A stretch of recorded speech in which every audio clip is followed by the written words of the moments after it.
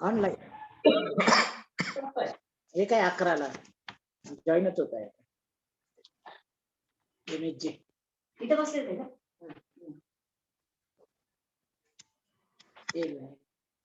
आलं.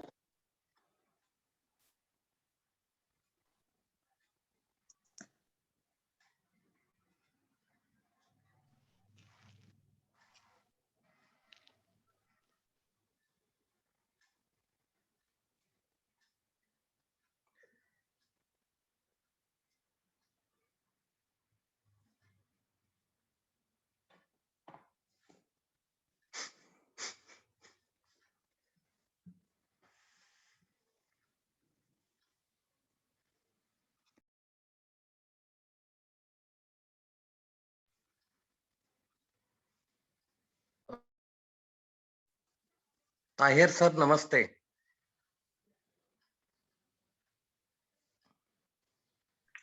सर नमस्कार. नमस्कार सर. नमस्कार सर. किती वेळ लागेल सर सुरू व्हायला? सर होईल आता वेळेत होईल सुरू. अच्छा अच्छा. साहेब नमस्ते. सर नमस्कार. नमस्कार. Welcome sir.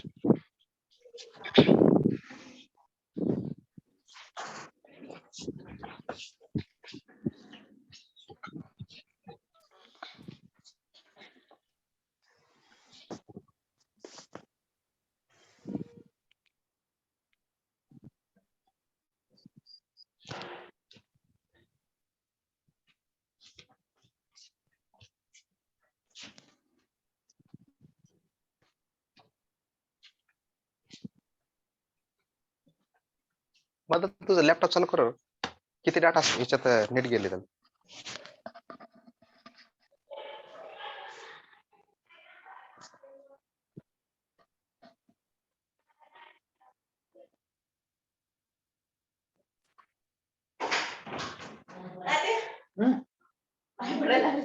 अरे बाप, अजून सुरू व्हायचंय.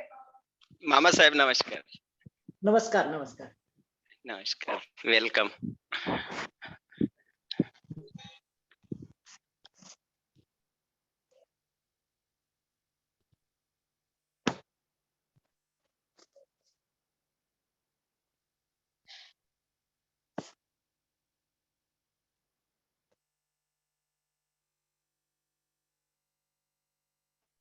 हा मामा साहेब 11 वाजता शार्प चालू करणार आहोत आपण. हो हो, मी फक्त नंतर अडचण नको म्हणून जॉईन झालो. बिलकुल मामा साहेब, काय नाही, अध्यक्षीय पद स्वीकारून तुम्हाला बीजभाषकांच्या आधी 2 शब्द फक्त शुभेच्छा द्यायच्या आहेत. हो हो, हो, चालेल म्हणजे चालेल. बीजभाषकांच्या आधी. बीजभाषकांच्या आधी. हो म्हणजे हो. नंतर हा, नंतर थांबण्याचं कारण नाही बुवा. हा, नंतर मग असं इतका वेळ तुम्ही हो थांबण्यापेक्षा बरोबर असं आहे, मग मी अगदी तुम्हाला बरोबर आहे. आधीच ठेवलंय. हो हो. कारण काय झालं, एक तर रविवार आहे आणि त्यामुळे लॅपटॉप हो ना. नाही, मला काही येत नाही. मी आता मोबाईलवरच जॉईन आहे.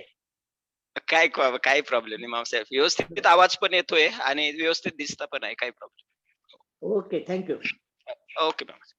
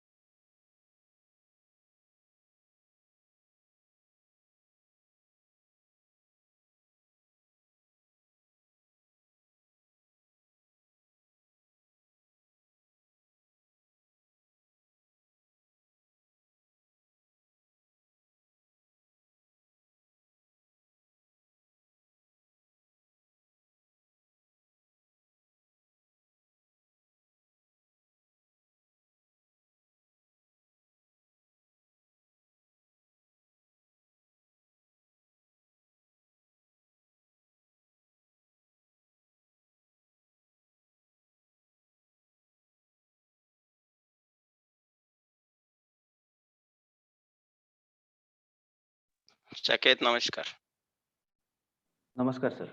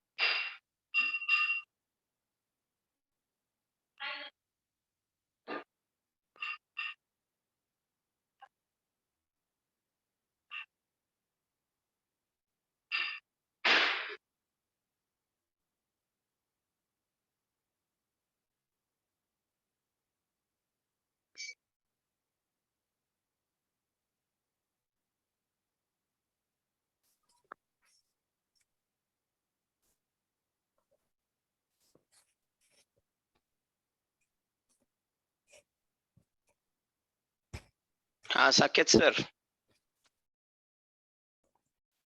Yes sir. Saket sir. Yes sir. Yes sir. पाहुणे दोघं झाले आहेत जॉईंट. हो हो मामासाहेब आधीच आले जॉईंट. हा हॅलो. हो हो येस हो सर. श्रीपाल सबनीस सर पण झाले आहेत आणि हो, डॉक्टर joined. ताहेर पठाण. हो 11ला आपण शार्प चालू करणार आहोत. हा येस सर. येस. Hello, हा सर. hello, Dr. Nerkar. हो सर बोला. Good morning to you. Good morning. Yeah, by 11 we will start. या Yeah, okay. So dignitaries have almost joined. या. Yeah, Yes. it's seen. Dr. Tahir Khan. Pathan. Yeah, Tahir Tahir Pathan. Doctor Shripal Sabnis. Yeah, sir also has joined. Mamasaheb Yeah. आणि मामासाहेब पण आहेत. Yeah.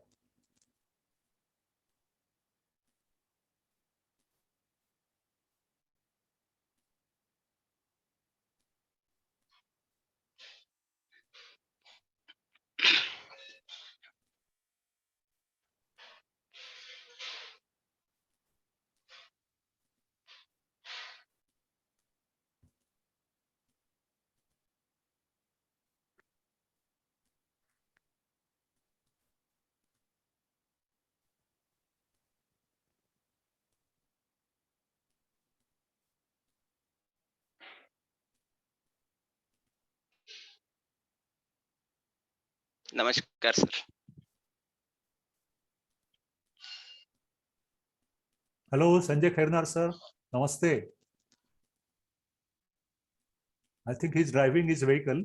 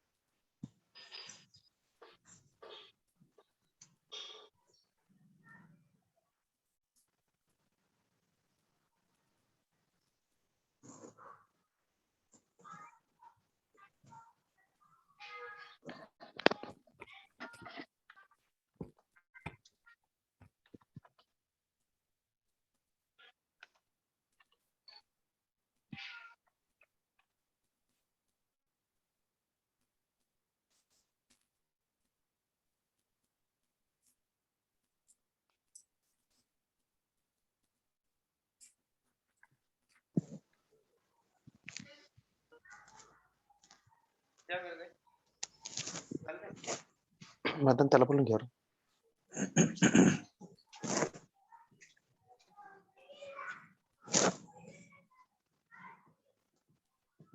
Hello, Saket sir.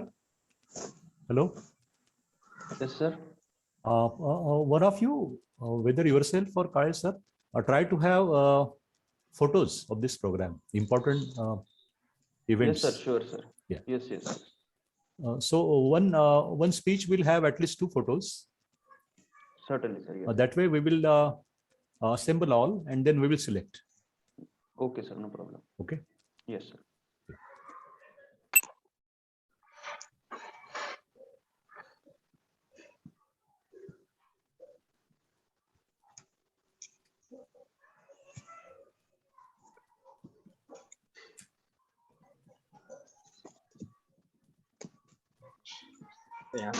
मामा साहेब good morning. Good morning मामा साहेब. Good morning sir. Pathan sir नमस्कार. नमस्कार नेरकर सर. नमस्कार. नमस्कार. Welcome sir. वेलकम. थँक्यू. आपण शार्प सुरू करतोय सर. 11 वाजता 2-3 मिनिटं बाकी राहिले आहेत फक्त. तोपर्यंत पार्टिसिपेट पण होत आहे तोपर्यंत बऱ्यापैकी. तुला 2 मला 2 4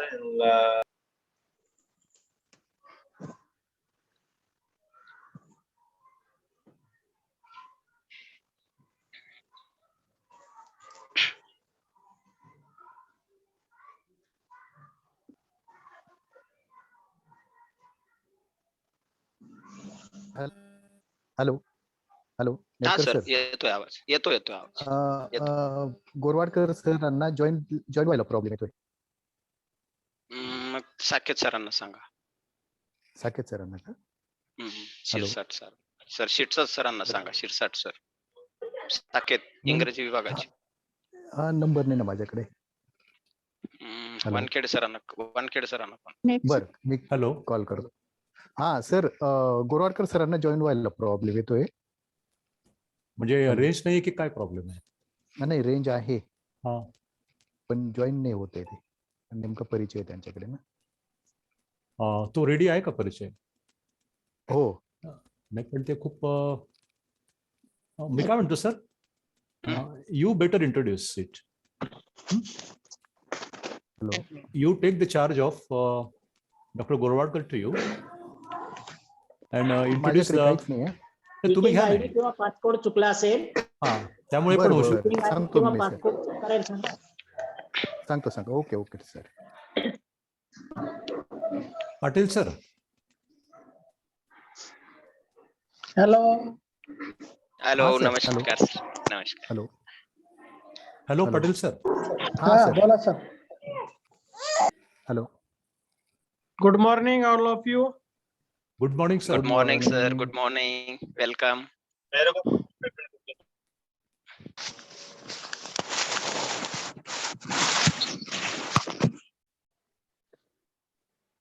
हॅलो नेरकर सर. हा सर करूया सुरू.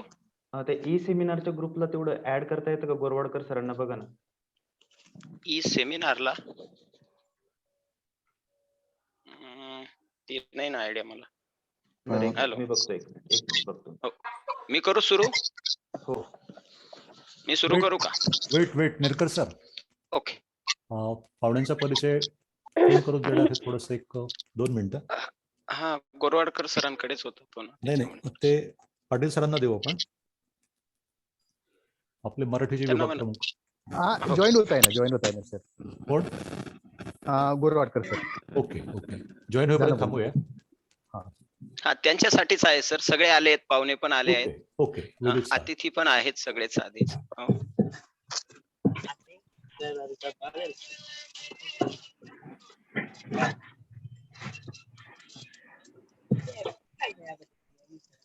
मीटिंग आयडी बऱ्यापैकी जरा मोठा आहे. गोरवाडकर सरांना मीटिंग आयडी चेक करायला सांगा. मोठा असल्यामुळे एखादा नंबर चुकला असेल.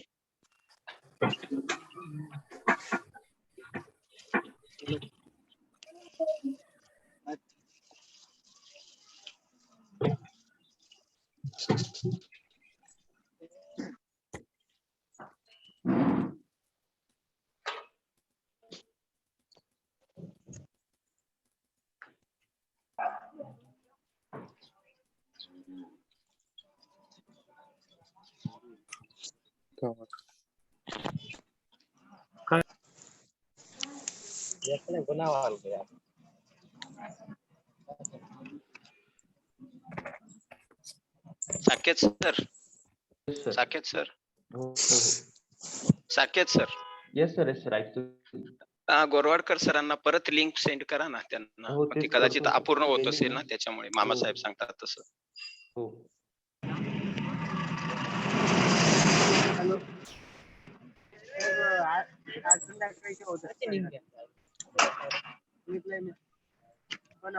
गाडी येईल उद्या किंवा परवा येईल. मी आता आपल्या पार्टिसिपंट्स बाकीच्या पार्टिसिपंट्सनी म्यूट करा आपला माईक.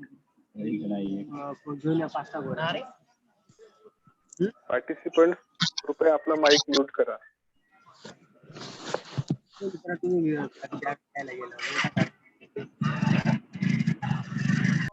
साकेत सर तुम्ही होस्ट आहात, बाकीच्यांना म्यूट करा माईक.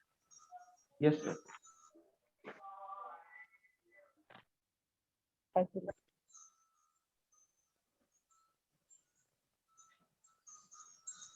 हॅलो गोरवाडकर सर झाले का जॉईंट? हॅलो होत आहेत सर, मी त्यांना पुन्हा लिंक आणि मीटिंग आयडी पासवर्ड पाठवला आहे. बर बर.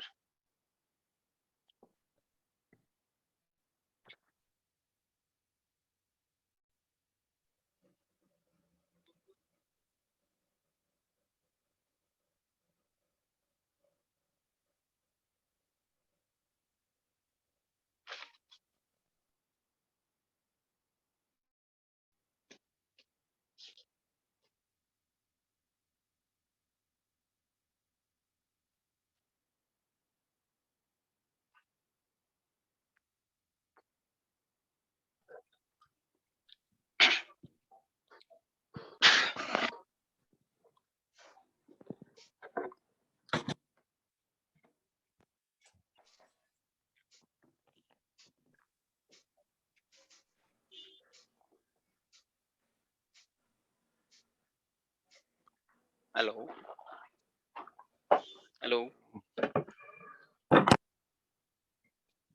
Saket sir, yes sir. Gorwadkar sir झाले का जॉईन? अजून दिसत नाही सर. हा झालो दिसत- झालो. झाले झाले. सर जॉईन झाले. हा. येस. हो झालो ओके, झालो. करू हो हो येस करूया ओके सुरू. स्टार्ट. हो करा करा करा करा. Okay, welcome welcome.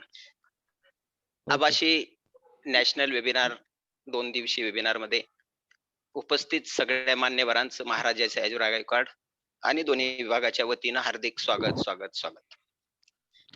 प्रथमतः मी महात्मा गांधी विद्या मंदिर संस्थेचे सहसचिव आदरणीय डॉक्टर V.S. मोरे मामासाहेब यांना महाविद्यालयाच्या वतीने आणि मराठी आणि इंग्रजी दोघं विभागाच्या वतीनं विनंती करतो की आपण आजच्या कार्यक्रमाचे अध्यक्षीय स्थान स्वीकारावं.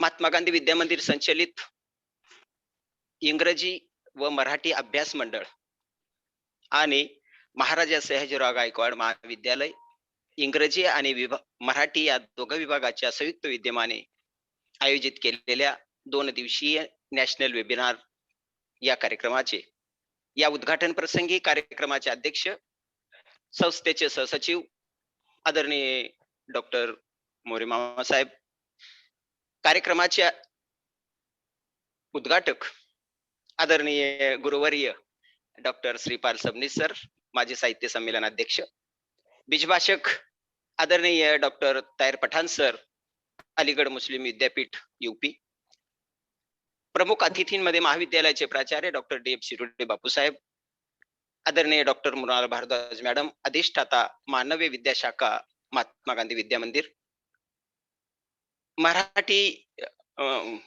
अभ्यास मंडळ चेअरमन आदरणीय डॉक्टर भाऊसाहेब गमे, प्राचार्य येवला महाविद्यालय, इंग्रजी विभागाचे अभ्यास मंडळ अध्यक्ष डॉक्टर कल्याण कोकणे, निमगाव महाविद्यालय उपप्राचार्य, दोन्ही विभाग प्रमुख आदरणीय डॉक्टर पाटील सर, इंग्रजी विभागाचे HOD doctor PT Wankhede sir, दोन्ही विभागातील सर्व प्राध्यापक बंधू भगिनी, महाविद्यालयातील सर्व प्राध्यापक बंधू भगिनी, महाराष्ट्रातील वेगवेगळ्या महाविद्यालयामधून जोडले गेलेले सगळे माझे प्राध्यापक बंधू भगिनी आणि इंग्रजी आणि मराठी या दोन्ही वर्गातील पदव्युत्तर वर्गाचे विद्यार्थी मित्र आणि मैत्रिणी, सगळ्यांचं या झूम प्लॅटफॉर्मवर मी म.स.ग महाविद्यालयाच्या वतीनं आणि दोन्ही विभाग मराठी आणि इंग्रजी या संयुक्त विद्यमाने आयोजित केलेल्या ह्या वेबिनारच्या वतीनं मी सगळ्यांचं प्रथमतः हार्दिक स्वागत स्वागत स्वागत. खर तर आज योग म्हणावा लागेल, ज्या संस्थेला जे नाव दिले आहे महात्मा गांधी विद्या मंदिर, अशा या राष्ट्रपिता महात्मा गांधींची आज पुण्यतिथी आहे. आणि प्रथमतः ज्यांनी खरोखर ग्राम संस्कृती आणि खेड्याचा विकास झाला पाहिजे, गांधीजींच्या सत्य व असहितेपुढे इंग्रजांनी मान झुकून इंग्रजांना हार पत्करावी लागली, अशा या महात्म्याची आज पुण्यतिथी. खर तर दे दी हमें आजादी बिना खडंग बिना ढाल, साबरमती के संत तूने कर दिया कमाल, या महात्म्यांच्या पवित्र स्मृतींना विनम्र अभिवादन करतो. महात्मा गांधी विद्या मंदिर संस्था आणि महाविद्यालयाच्या वतीनं पुनश्च या राष्ट्रपिता महात्मा गांधींना विनम्र अभिवादन करतो आणि आजच्या या कार्यक्रमाचे प्रास्ताविक महाविद्यालयाचे प्राचार्य आदरणीय बापूसाहेब शिरोडेंना मी विनंती करतो की आजच्या या कार्यक्रमाचं प्रास्ताविक करावं. आदरणीय बापूसाहेब. नमस्कार. माझा आवाज येतोय का सर? नेरकर सर? हा येतो सर. बापू बोला येतोय. नमस्कार. कार्यक्रमाचे प्रमुख बापू आवाज जातोय. आपले मार्गदर्शक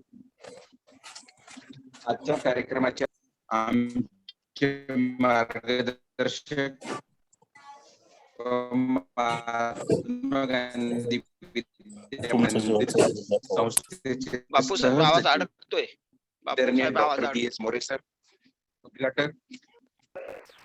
उद्घाटक मान्य श्रीपाल सबनीस साहेब.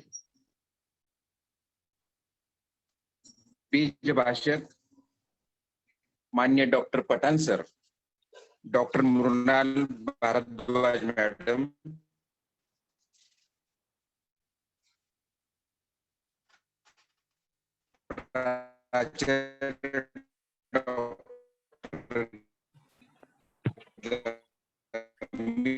सर, डॉक्टर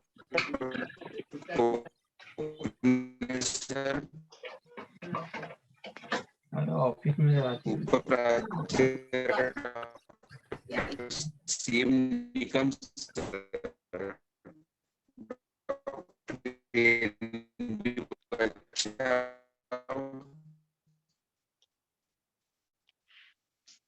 विभाग प्रमुख मराठी विभागाचे डॉक्टर येयू पाटील सर, इंग्रजी विभागाचे प्रमुख डॉक्टर वानखेडे सर, समन्वयक डॉक्टर नेरकर सर, डॉक्टर त्रिभुवन सर, सर्व सहभागी प्राध्यापक, विद्यार्थी विद्यार्थिनी, सर्वप्रथम सहर्ष स्वागत आपले करीत आहे. डॉक्टर श्रीपाल सबनीस सरांना निश्चित आठवत असेल, महिला दिनाच्या दिवशी वीर माता व वीर पत्नींचा सत्कार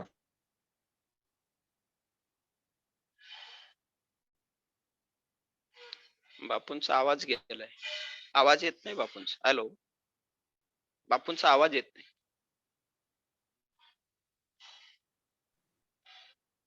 हॅलो, साकेत सर आवाज येतो का? सर नेटवर्क प्रॉब्लेम वाटतोय सरांना. सरांना ना? बाकीचा आवाज क्लिअर आहे? बाकीचा क्लिअर आहे. हा सर, एक मिनिट. सर आवाज तुमचा अडकतोय सर. क्लिअर येतो का आता आवाज? हो येतोय सर. आता येतोय का? हो हो हो हो हो. डॉक्टर श्रीपाल सबनीस सरांचा व महाविद्यालयीन परिवाराचा दुसऱ्यांदा संपर्क होत आहे. सरांना निश्चित आठवत असेल, 8 मार्च 2010 या दिवशी जागतिक महिला दिनाच्या दिवशी वीर माता व वीर पत्नींचा सत्कार आपल्या शुभ हस्ते झाला होता. त्यावेळी आपण अतिशय भावपूर्ण वातावरणात महिलांना धीर दिला, जगण्याचं बळ दिलं, धैर्य दिलं व आज एका तपानंतर आपण परत एकत्र येतो आहोत. आणि आजचा विषय आहे ग्रामीण व दलित साहित्यातील सामाजिकता. या विषयावर होणाऱ्या चर्चा सत्राचे उद्घाटक सर आपण आहात. आपले हृदयापासून स्वागत करीत आहे. डॉक्टर ताहेर पठाण की नोट ऍड्रेस म्हणून त्यांच्या वाणीतून आपल्याला मंत्रमुग्ध करणार आहेत. मी अभिनंदन करतो मराठी व इंग्रजी विभागाचं. निवडक शोध निबंध इतिहासाचार्य विकार राजवाडे संशोधन मंडळ यांच्या UGC लिस्टेड जर्नल मध्ये प्रकाशित करणार आहेत. इतिहास रचणाऱ्यांचा इतिहास शोधून काढणारे 20व्या शतकाच्या पूर्वार्धातले महाराष्ट्राला गौरवास्पद ठरलेले इतिहासाचार्य विकार राजवाडे त्यांना लाभलेल्या 61 वर्षाच्या आयुष्यात एवढं प्रचंड काम करून ठेवलंय. त्यांच्या नावाने सुरू होणाऱ्या संशोधन मंडळात आजच्या चर्चासत्रात सहभागी होणाऱ्यांचा निबंध प्रकाशित होणार आहे. हा निश्चितपणे त्यांचा सन्मान आहे, बहुमान आहे. खरं म्हणजे साहित्यात परिवर्तन होतं तेव्हा एक मूलगामी परिवर्तन समाजात होणं गरजेचं असतं. स्वातंत्र्याच्या आसपास जन्मलेली पिढी साधारणतः 1975च्या आसपास लिहू लागली. स्वातंत्र्य मिळाले, नवी राज्यघटना आली, पण भोवती स्वातंत्र्य, समता व बंधुता फारशी दिसत नाही. हे ज्या पिढीचे दुःख होते, त्यातून साहित्याच्या क्षेत्रात नव्या वाङ्मयीन चळवळी आल्या. दलित व उदय झाला. जीवनासंबंधीचे व साहित्य संबंधीचे नवे भान मराठी व इंग्रजी साहित्यात आले. आजच्या साहित्यातील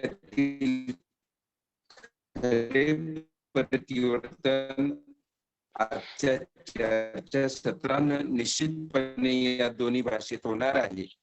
त्याचा उपयोग नक्कीच सहभागी प्राध्यापक करून घेतील असा आशावाद करून मी माझ्या डॉक्टर नेरकर यांच्याकडे देतो. धन्यवाद. धन्यवाद बापूसाहेब, धन्यवाद. अतिशय कमी शब्दामध्ये आपलं प्रास्ताविक कैपर मनोगत व्यक्त केलं आणि मला अभिमानाने सांगावंसं वाटतं बापूसाहेब की जवळपास दोन्ही भाषांमधले 40 ते 45 निबंध जे आहेत, शोध निबंध माझ्याकडे आलेले आहेत आणि ते UGC केअर लिस्टेड इतिहासाचे विकार राजवाडे यांच्या त्रैमासिकातून ते छापले जाणार आहेत. धन्यवाद बापूसाहेब. यानंतर अनेक उपस्थित सगळे बंधू भगिनी आणि सगळे मान्यवर या व्यासपीठावर उपस्थित आहेत. मी डॉक्टर गोरवाडकर सरांना अशी विनंती करतो की आपण आजच्या अतिथींचा, पाहुण्यांचा आपण परिचय करून द्यावा. आदरणीय डॉक्टर विनोद गोरवाडकर सर. धन्यवाद सर. नमस्कार. आजच्या मान्यवर पाहुण्यांचा परिचय करून देण्याची सुसंधी मला आज लाभली आहे, याचं मी भाग्य समजतो. या राष्ट्रीय वेबिनारचे उद्घाटक म्हणून लाभलेले आदरणीय श्रीपाल सबनीस सर मराठी माणसासाठी एक उत्तुंग व्यक्तिमत्व आहे. 89व्या अखिल भारतीय मराठी साहित्य संमेलनाचे अध्यक्ष असणाऱ्या सबनीस सरांनी आजवर विपुल लेखन केलं आहे. त्यांचे सुमारे 50च्या वर ग्रंथ प्रकाशित झाले असून त्यांच्या साहित्यावर 5 संपादित ग्रंथही निर्माण झालेले आहेत.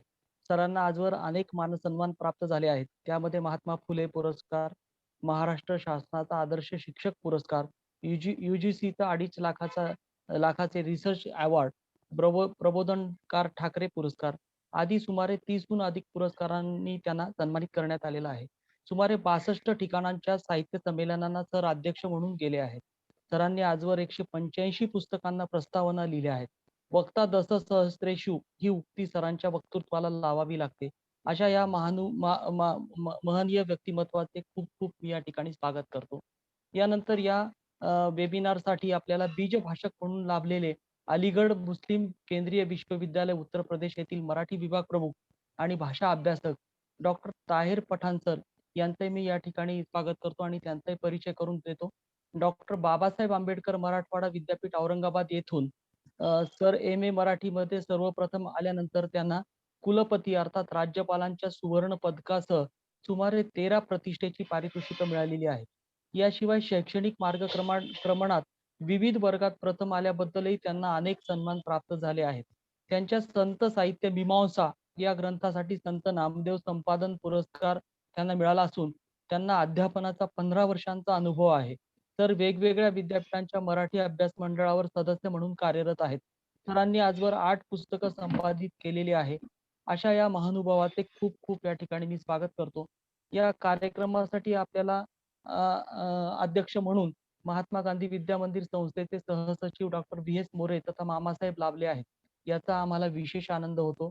प्राध्यापक, प्राचार्य ते डीन अशी गरुड भरारी मारणाऱ्या मोरे सरांचे व्यक्तिमत्व अत्यंत प्रगल्भ, अभ्यासू आणि सर्वसमावेशक असे आहे. दूरदृष्टी असणारा कुशल प्रशासक आणि आधुनिक जगातला द्रष्टा अभ्यासक म्हणून मोरे सरांची ख्याती आहे. त्यांचे या ठिकाणी खूप खूप स्वागत. या कार्यक्रमासाठी प्रमुख अतिथी म्हणून लाभलेल्या अभ्यासू प्राध्यापिका डॉक्टर मृणाल भारद्वाज या मानव्य विद्याशाखेच्या अधिष्ठाता असून उत्तम वक्त्या म्हणून त्यांची ख्याती आहे. मॅडमचे अनेक ग्रंथ प्रसिद्ध झाले असून त्यांचे संशोधनाचे कार्य सतत सुरू असते. त्यांचे या ठिकाणी स्वागत करतो. याशिवाय येवला महाविद्यालयाचे प्राचार्य मराठीचे अभ्यासक डॉक्टर भाऊसाहेब गमे हेही आपल्याला प्रमुख अतिथी म्हणून लाभले आहेत. गमे सर मराठी अभ्यास मंडळाचे चेअरमन असून महाराष्ट्रातील नामवंत समीक्षक म्हणून त्यांची ख्याती आहे. त्यांनी आजवर मोठ्या प्रमाणात लेखन केले आहे. तसेच विविध ठिकाणी व्याख्याने देखील दिलेली आहे. सरांचेही स्वागत. यासोबतच महात्मा गांधी विद्या मंदिर संस्थेच्या इंग्रजी अभ्यास मंडळाचे चेअरमन, अभ्यासू प्राध्यापक, भाषा तज्ज्ञ आणि उत्तम वक्ते डॉक्टर कल्याण कोकणे सरांचे मी स्वागत करतो आणि परिचयाचे मधुर काम पूर्ण करतो. धन्यवाद. धन्यवाद सर. अतिशय कमी शब्दामध्ये मान्यवरांचा परिचय जो आपण करून दिला आणि त्यांच्या व्याख्यानात निश्चितच आपल्याला त्यांचा आणखी जो परिचय आहे, खरा परिचय तो होईलच. तत्पूर्वी मी मराठी अभ्यास मंडळाचे चेअरमन, येवला महाविद्यालयाचे प्राचार्य आदरणीय डॉक्टर भाऊसाहेब गमे सरांना अशी विनंती करतो की आम्हाला या वेबिनारसाठी आपण शुभेच्छा द्याव्यात. आदरणीय डॉक्टर गमे सर. धन्यवाद सर. नमस्कार. आपल्या महात्मा गांधी विद्या मंदिर संचलित महाराजा सयाजीराव गायकवाड कला विज्ञान वाणिज्य महाविद्यालय या महाविद्यालयाच्या मराठी आणि इंग्रजी विभागाच्या वतीने आज आपण राष्ट्रीय वेबिनारचं आयोजन केलेलं आहे. खरं तर या वेबिनारसाठी अतिशय ज्वलंत आणि वास्तववादी विषय आपण निवडलेला आहे. ग्रामीण आणि दलित साहित्याचे सामाजिक योगदान या विषयावरती आज 30 तारीख आणि 31 तारीख या 2 तारखांना आपण चर्चा करणार आहोत. आज राष्ट्रपिता महात्मा गांधी यांची पुण्यतिथी आहे. प्रथमतः मी अभिवादन करतो. या कार्यक्रमाचे अध्यक्ष आणि आपल्या संस्थेचे सहसचिव आपल्या सगळ्यांचे मार्गदर्शक ज्यांचं समाज साहित्य संस्कृती यावरती गाढा अभ्यास आहे आणि माणसाला माणूस म्हणून समजून घेणं आणि त्याला प्रत्येक कार्यासाठी प्रवृत्त करणं ही सरांची अतिशय खासियत आहे. ते आदरणीय डॉक्टर V.S. मोरे साहेब या कार्यक्रमासाठी उपस्थित आपल्या महाविद्यालयाचे प्राचार्य आदरणीय डॉक्टर दिनेश शिरोडे सर या कार्यक्रमासाठी उपस्थित आपल्या मानवीय विद्या शाखेच्या प्रमुख आदरणीय डॉक्टर मृणाल भारद्वाज मॅडम आणि ज्यांच्या हस्ते या वेबिनारचं उद्घाटन होणार आहे ते अखिल भारतीय मराठी साहित्य संमेलनाचे एकेकाळ प्रमुख राहिलेले आहेत आणि ज्यांच्या वाणीने संपूर्ण महाराष्ट्रामध्ये आपली विचारधारा त्यांनी घराघरात पोहोचवलेल्या आहेत ते आदरणीय डॉक्टर श्रीपाल सबनीस सर. जे बीजभाषक म्हणून आपल्या पुढे उपस्थित आहेत ते आदरणीय ताहिर पठाण सर. अलीगड मुस्लिम विद्यापीठामध्ये सर कार्यरत आहे आणि अनेक अभ्यास मंडळाचे प्रमुख म्हणून कार्यरत आहे. या महाविद्यालयाचे उपप्राचार्य आदरणीय CM निकम सर, NB बच्चाव सर, मराठी विभाग प्रमुख प्राध्यापक AU पाटील सर, प्राध्यापक PT वानखेडे सर आणि त्याचबरोबर कल्याण कोकणे सर जे मराठी इंग्रजी अभ्यास मंडळाचे अध्यक्ष आहेत. या महाविद्यालयातील सर्व प्राध्यापक त्याचबरोबर या वेबिनारसाठी संपूर्ण महाराष्ट्रामधून मराठी व इंग्रजीचे अभ्यासक इथे एकत्रित आलेले आहेत. त्या सर्वांना मी प्रथमतः नमस्कार करतो.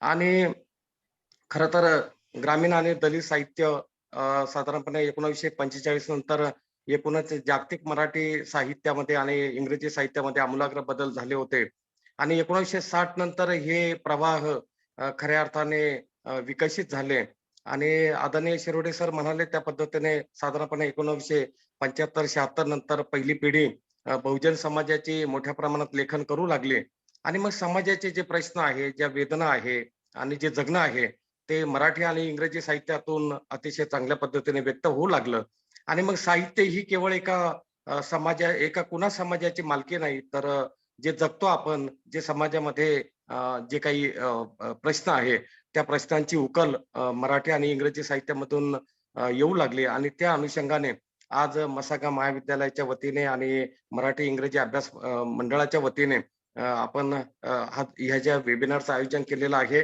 या वेबिनारसाठी खूप शुभेच्छा देतो.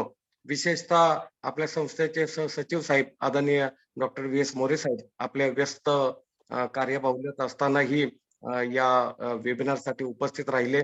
त्यांचंही खूप स्वागत करतो आणि या वेबिनारला मराठी अभ्यास मंडळाच्या वतीने मी खूप शुभेच्छा व्यक्त करून माझ्या शब्दांना पूर्णविराम देतो. धन्यवाद सर.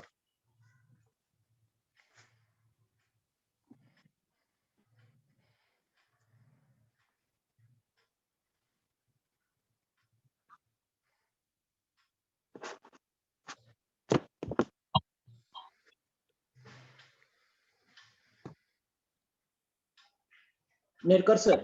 Hello sir. धन्यवाद सर. अतिशय कमी शब्दामध्ये तुमच्या अभ्यास मंडळाच्या माध्यमातून आम्हाला आमच्या या वेबिनार साठी शुभेच्छा दिल्या. निश्चितच या शुभेच्छांचा पाठबळ आम्ही घेऊन आमचा वेबिनार यशस्वी करण्याचा प्रयत्न करू. त्याचबरोबर आमच्या पाठीवर नेहमी शाबासकीची थाप, नेहमी आशीर्वाद ज्यांचा असतो असे संस्थेचे सहसचिव आणि या कार्यक्रमाचे अध्यक्ष आदरणीय डॉक्टर V.S. मोरे साहेबांना अशी विनंती करतो की आपण आपलं अध्यक्षीय मनोगत व्यक्त करावं. आदरणीय मोरे साहेब.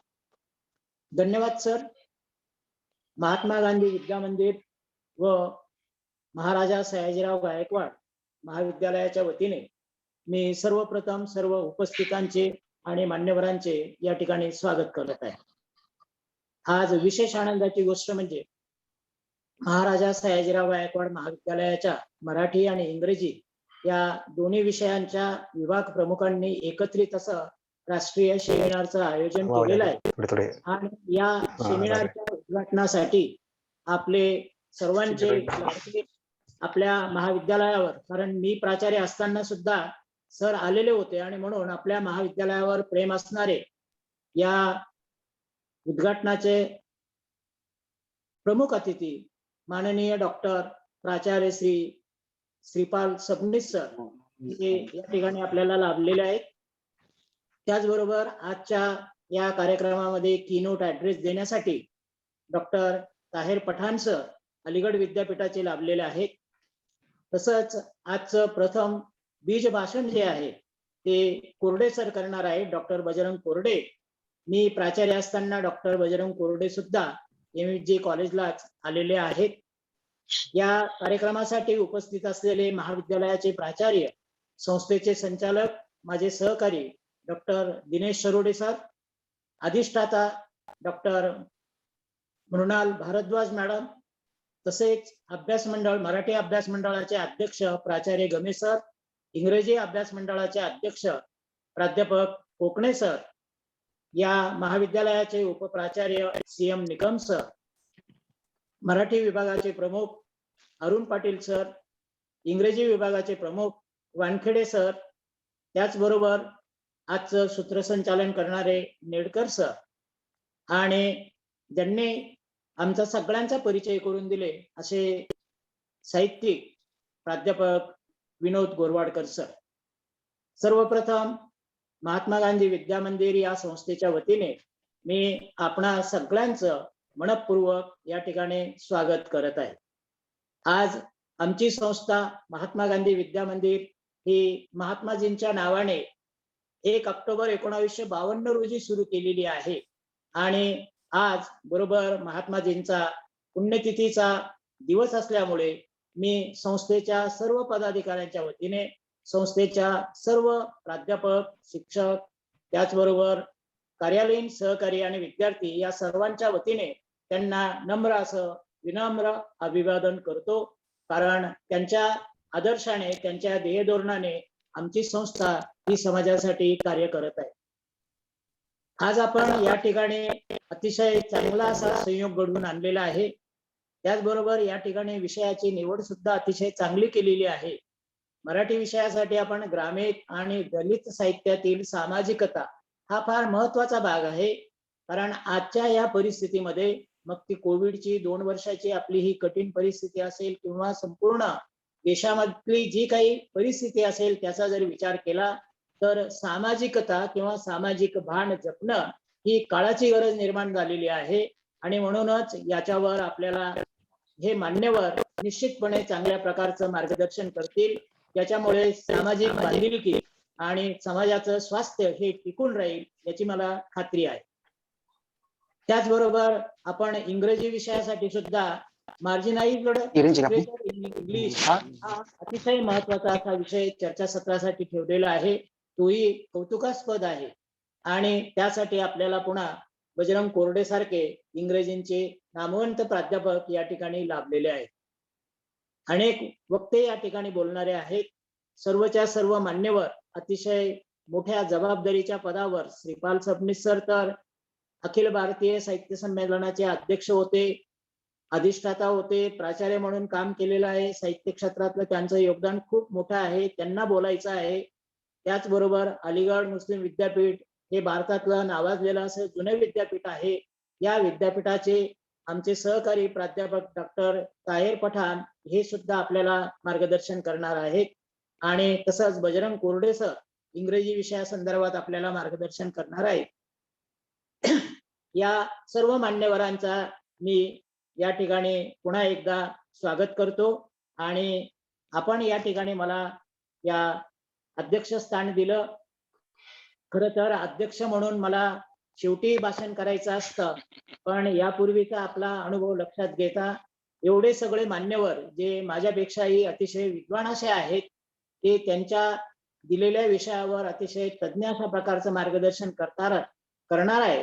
आणि या सगळ्या याच्यामध्ये मग जे काही श्रोते असतात ते सगळे हे आतुर झालेले असतात की कार्यक्रमाची सांगता केव्हा होते. आणि म्हणूनच मला आधी बोलण्याची संधी दिल्याबद्दल मी संयोजकांचे आभार व्यक्त करतो. पुन्हा एकदा या महाविद्यालयाने अतिशय चांगल्या विषयावर हे चर्चासत्र आयोजित केलेलं आहे. प्राचार्य आणि त्यांच्या सहकाऱ्यांना मी खूप खूप धन्यवाद देतो. संस्थेच्या वतीने त्यांचे आभार व्यक्त करतो. आणि त्याचबरोबर हा 2 दिवसाचा राष्ट्रीय कार्यक्रम जो काही आपण आयोजित केलेला आहे तो चांगल्या पद्धतीने पार पडो अशा प्रकारच्या शुभेच्छा व्यक्त करतो. मान्यवरांना उपस्थित राहिल्याबद्दल धन्यवाद देतो आणि थांबतो. जय हिंद, जय महाराष्ट्र. धन्यवाद मामासाहेब. तुमचे विचार आणि तुमचं मार्गदर्शन आम्हाला खूप प्रेरणादायी ठरतं आणि निश्चितच हे विचार आम्ही आमच्या हृदयामध्ये कुठेतरी ठेवत ठेवण्याचा निश्चितच प्रयत्न करतो. पुनश्च धन्यवाद मामासाहेब. याचबरोबर आजच्या बीजभाषक म्हणून आपल्याला जे लाभले आहेत आदरणीय डॉक्टर ताहिर पठाण सर, अलीगड मुस्लिम युनिव्हर्सिटी, मी सरांना अशी विनंती करतो की आपण आपलं बीजभाषण जे आहे ते आमच्या श्रोत्यांसमोर व्यक्त करावं. आदरणीय डॉक्टर ताहिर पठाण सर.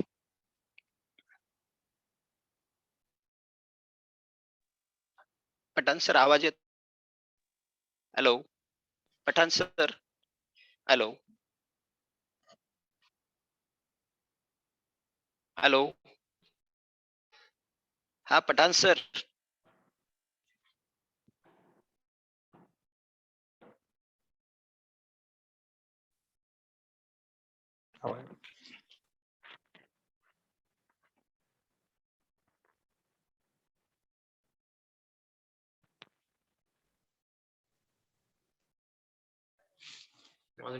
नमस्कार सर, आवाज येतोय का सर? येस सर, येतोय आवाज. हो सर, येतोय आवाज. येत. एक मिनिट. हा sir, okay sir, okay sir, धन्यवाद. Welcome welcome sir. Okay okay, काहीच प्रॉब्लेम सर. मी आदरणीय ताहिर पठाण सरांना विनंती करतो की आपला बीजभाषण जे आहे ओके सर. Okay sir. थोडासा नेटवर्क प्रॉब्लेम होता. सर्वांना माझा नमस्कार. ओके सर, काही प्रॉब्लेम नाही सर. ओके. नमस्कार. नमस्कार. सत्य अहिंसेच्या जोरावर या देशाला स्वातंत्र्य मिळवून देणारे राष्ट्रपिता महात्मा गांधी यांच्या पुण्यतिथीच्या निमित्तानं सर्वप्रथम त्यांना विनम्र अभिवादन करतो. त्याचबरोबर मराठीतील प्रख्यात साहित्यिक आणि सामाजिक कार्यकर्ते डॉक्टर अनिल अवचट यांचे नुकतेच निधन झाले आहे. त्यांनाही श्रद्धांजली अर्पण करून माझ्या या भाषणाला सुरुवात करतो. महात्मा गांधी विद्यामंदिर संचलित महाराजा सयाजीराव गायकवाड कला वाणिज्य व विज्ञान महाविद्यालय मालेगाव येथील मराठी व इंग्रजी विभागाच्या वतीनं ग्रामीण आणि दलित साहित्यातील सामाजिकता या विषयावरील ई चर्चा सत्राचे उद्घाटक मराठी साहित्यातील सुप्रसिद्ध साहित्यिक समीक्षक तथा 89व्या अखिल भारतीय मराठी साहित्य संमेलनाचे अध्यक्ष आदरणीय डॉक्टर श्रीपाल सबनीस सर, उद्घाटन सत्राचे प्रमुख अतिथी महात्मा गांधी विद्यामंदिर संस्थेचे जॉईंट सेक्रेटरी आदरणीय डॉक्टर V.S. मोरे सर, मानव विद्या शाखेच्या अधिष्ठाता डॉक्टर मुनार भारद्वाज मॅडम, कला व वाणिज्य महाविद्यालय येवल्याचे प्राचार्य आदरणीय डॉक्टर B.V. गमे सर, उद्घाटन सत्राचे अध्यक्ष तथा महाविद्यालयाचे सन्माननीय प्राचार्य doctor D.F. Shirode sir, doctor K.S. कोकणे sir, doctor C.M. Nikam, doctor N.B. बचाव, मराठी विभागाचे प्रमुख डॉक्टर A.U. पाटील सर, इंग्रजी विभागाचे प्रमुख डॉक्टर P.T. वानखेडे सर, आमचे मित्र doctor A.G. Nerkar sir, doctor R.V. त्रिभुवन सर, महाविद्यालयाचे सर्व प्राध्यापक वृंद, शिक्षक कर्मचारी, या ई चर्चा सत्रात सहभागी संशोधक विद्यार्थी, अभ्यासक, प्राध्यापक बंधू आणि भगिनींनो, ग्रामीण आणि दलित साहित्यातील सामाजिकता या विषयावर आभासी पद्धतीनं या चर्चासत्राचं आयोजन करण्यात आलेलं आहे. या चर्चासत्राचा कीनोट ऍड्रेस मी करावा असं नेरकर सरांनी मला जवळपास 15 दिवसापूर्वी सूचित केलं. खरं तर ग्रामीण साहित्य आणि दलित साहित्य हे साठोत्तरी साहित्यातील एक स्वतंत्र प्रवाह आपल्याला दिसून येते. जवळपास 30-35 मिनिटांमध्ये दोन्ही साहित्य प्रवाहाला कवित घेणं हे शक्य नाही. कारण ग्रामीण साहित्याचा प्रवाह आणि दलित साहित्याचा प्रवाह हा समृद्ध आणि सशक्त असा साहित्याचा प्रवाह आहे. मला दिलेल्या वेळेमध्ये दोन्ही आवा- प्रवाहाच्या अनुषंगानं मांडणी करणं हे शक्य नाही. म्हणून दलित साहित्याच्या अनुषंगानं माझं काही चिंतन मनन आहे ते आपल्यासमोर ठेवण्याचा मी निश्चित प्रयत्न करेन. आपल्याला माहित आहे की 1960 नंतर, नेरकर सर आवाज व्यवस्थित येतो ना, काही अडचण तर नाही ना? हो येतोय सर, येतोय बोला. हा. 1960 नंतर मराठी साहित्यामध्ये वेदना, विद्रोह, नकार ही सूत्र घेऊन दलित साहित्याचा प्रवाह अत्यंत जोरकस पद्धतीनं मराठी कथा, कादंबरी, चरित्र, आत्मचरित्राच्या माध्यमातून मांडण्यात आलेला आहे. पण आपल्याला माहित असेल की शेकडो वर्ष निश्चित पडलेल्या मुकाट्यानं अन्याय सुचणाऱ्या समाजाला डॉक्टर बाबासाहेब आंबेडकरांनी खडबरून जागा केली. स्वतःच्या अस्तित्वाची, अस्मितेची व स्वाभिमानाची जाणीव करून दिली. त्या अस्तित्वाला, त्या अस्मितेला व स्वाभिमानाला जेव्हा प्रतिभेचे पंख फुटले तेव्हा मराठी वाङ्मयामध्ये दलित साहित्याची निर्मिती झाली. कुठल्याही भावनेची जेव्हा परिसीमा गाठली जाते तेव्हा संवेदनशील, प्रतिभावंत, उत्स्फूर्त उद्गार बाहेर पडतो. मला वर्ड्सवर्थचं विधान आठवतं की spontaneous more fellow of the powerful of feelings. आणि शेकडो वर्षापूर्वी निश्चित पडलेल्या मुकाट्याने अन्याय सोसणाऱ्या वेदना तिच्यातून व्यक्त झाल्या. शेकडो वर्ष आपण नाकारले जात आहोत. ही जखम जिवारी घेऊन जगणाऱ्या समाजाची वेदना जेव्हा जागी होऊन ओठावर आली तेव्हा तिने कवितेचे रूप किंवा आत्मकथनाचे रूप धारण केल्याचे आपल्याला दिसते. 1960 नंतर दलित साहित्याचा प्रवाह कवितेच्या रूपानं अधिक बळकट झाला. या देशातल्या वर्णव्यवस्थेविरुद्ध, समाज व्यवस्थेविरुद्ध बंड पुकारून इथल्या सामाजिक, सांस्कृतिक, वाङ्मयीन मूल्यांना सुरुंग लावित जाणारी दलित कविता इथल्या परंपरागत व समाज व्यवस्थेत उपऱ्या ठरलेल्या समाज मनाच्या वेदनेचे, विव्हळण्याचे प्रतीक ठरले आहे. संत साहित्यामध्येही यातिहीनतेचे दुःख आल्याचे आपल्याला दिसून येते. म्हणजे 12व्या-13व्या शतकामध्ये या महाराष्ट्रामध्ये वारकरी संप्रदाय असेल, महानुभव संप्रदाय असेल, वेगवेगळ्या संप्रदायानं मधून यातिहीनतेचं दुःख आपल्याला प्रगट झाल्याचं आपल्याला दिसून येते. वारकरी संप्रदायाचा विचार केला झाला की 13व्या शतकामध्ये चंद्रभागेच्या तीरावर सर्व जाती धर्माचे लोक एकत्र येऊन एक राष्ट्रीय एकात्मता प्रस्थापित करण्याचं महत्वपूर्ण कार्य 12व्या-13व्या शतकामध्ये वारकरी संप्रदायाने केलेलं आहे. पण या 12व्या-13व्या शतकामध्ये दलित समाजाची स्थिती काय होती किंवा दलित साहित्यातील सामाजिकता आपल्याला प्रतिनिधित्व शोध, याचा शोध आपण ज्यावेळेस घेतो तेव्हा आपल्या समोर संत चोखामेळा असेल, त्यांचा मुलगा कर्ममेळा असेल, सोयराबाई असेल, बंका महार असेल, ही सर्व नावं आपल्या समोर येताना दिसून येतात. 13व्या शतकामध्ये चोखामेळा आपलं यातिहीनतेचं दुःख मांडत असताना चोखामेळा असं म्हणतात, हिन याती माझी देवा कशी घडेल तुझी सेवा, हिने याती माझी देवा कशी घडेल तुझी सेवा, मज दूर दूर हो म्हणती तुझं भेटू कवन्या रेते. म्हणजे आजही म्हणतो की हिन जातीमध्ये आम्ही जन्माला आले आहोत आणि हिन जातीमध्ये जन्माला आल्यामुळं आम्ही तुझी सेवा कशा पद्धतीनं करून, अशा पद्धतीने. त्याच नंतर त्यांचा मुलगा कर्ममेळा असं म्हणतो की आमुची केली हिन जाती, आमुची केली हिन जाती तुझं का ना कळे श्रीपती, आमुची केली हिन जाती तुझं ना कळे श्रीपती, जन्म गेले उष्टा खाता लाज नव्हे आमच्या चेता. म्हणजे 12व्या-13व्या शतकामध्ये दलित समाजाचे आपण किती म्हणत असलो की वेगवेगळ्या धर्मानं, पंथानं या समाजामध्ये सामाजिक प्रबोधना करण्याची कामगिरी त्या कालखंडामध्ये केली. म्हणजे संत चोखामेळ्याचं असेल, कर्ममेळा असेल किंवा सोयराबाई असेल, या सर्वांच्या अभंगामधून यातिहीनतेचं दुःख आपल्याला प्रगट होताना आपल्याला दिसून येतं.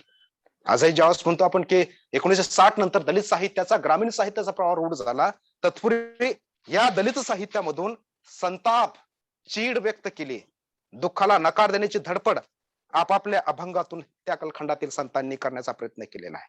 आज आपण ज्यावेळेस या दलित साहित्याच्या अनुषंगाने आपण ज्यावेळेस विचार करतो तर दलितांचं दुःख, दारिद्र्य, विषमता, चीड, आक्रोश ही सर्व कवितेच्या रूपानं व्यक्त झाल्याचे आपल्याला दिसून येतात. यामध्ये आपल्याला नाव सांगता येईल की यशवंत महनोर असतील, जबी पवार असेल, वामन निंबाळकर, अर्जुन डांगळे, प्रल्हाद चंदनकर, प्रज्ञा लोखंडे, अरुण काळे, लोकनाथ यशवंत यांच्या कवितेमधून दलित जाणीवाचा विद्रोह प्रगट होताना आपल्याला दिसून येतात.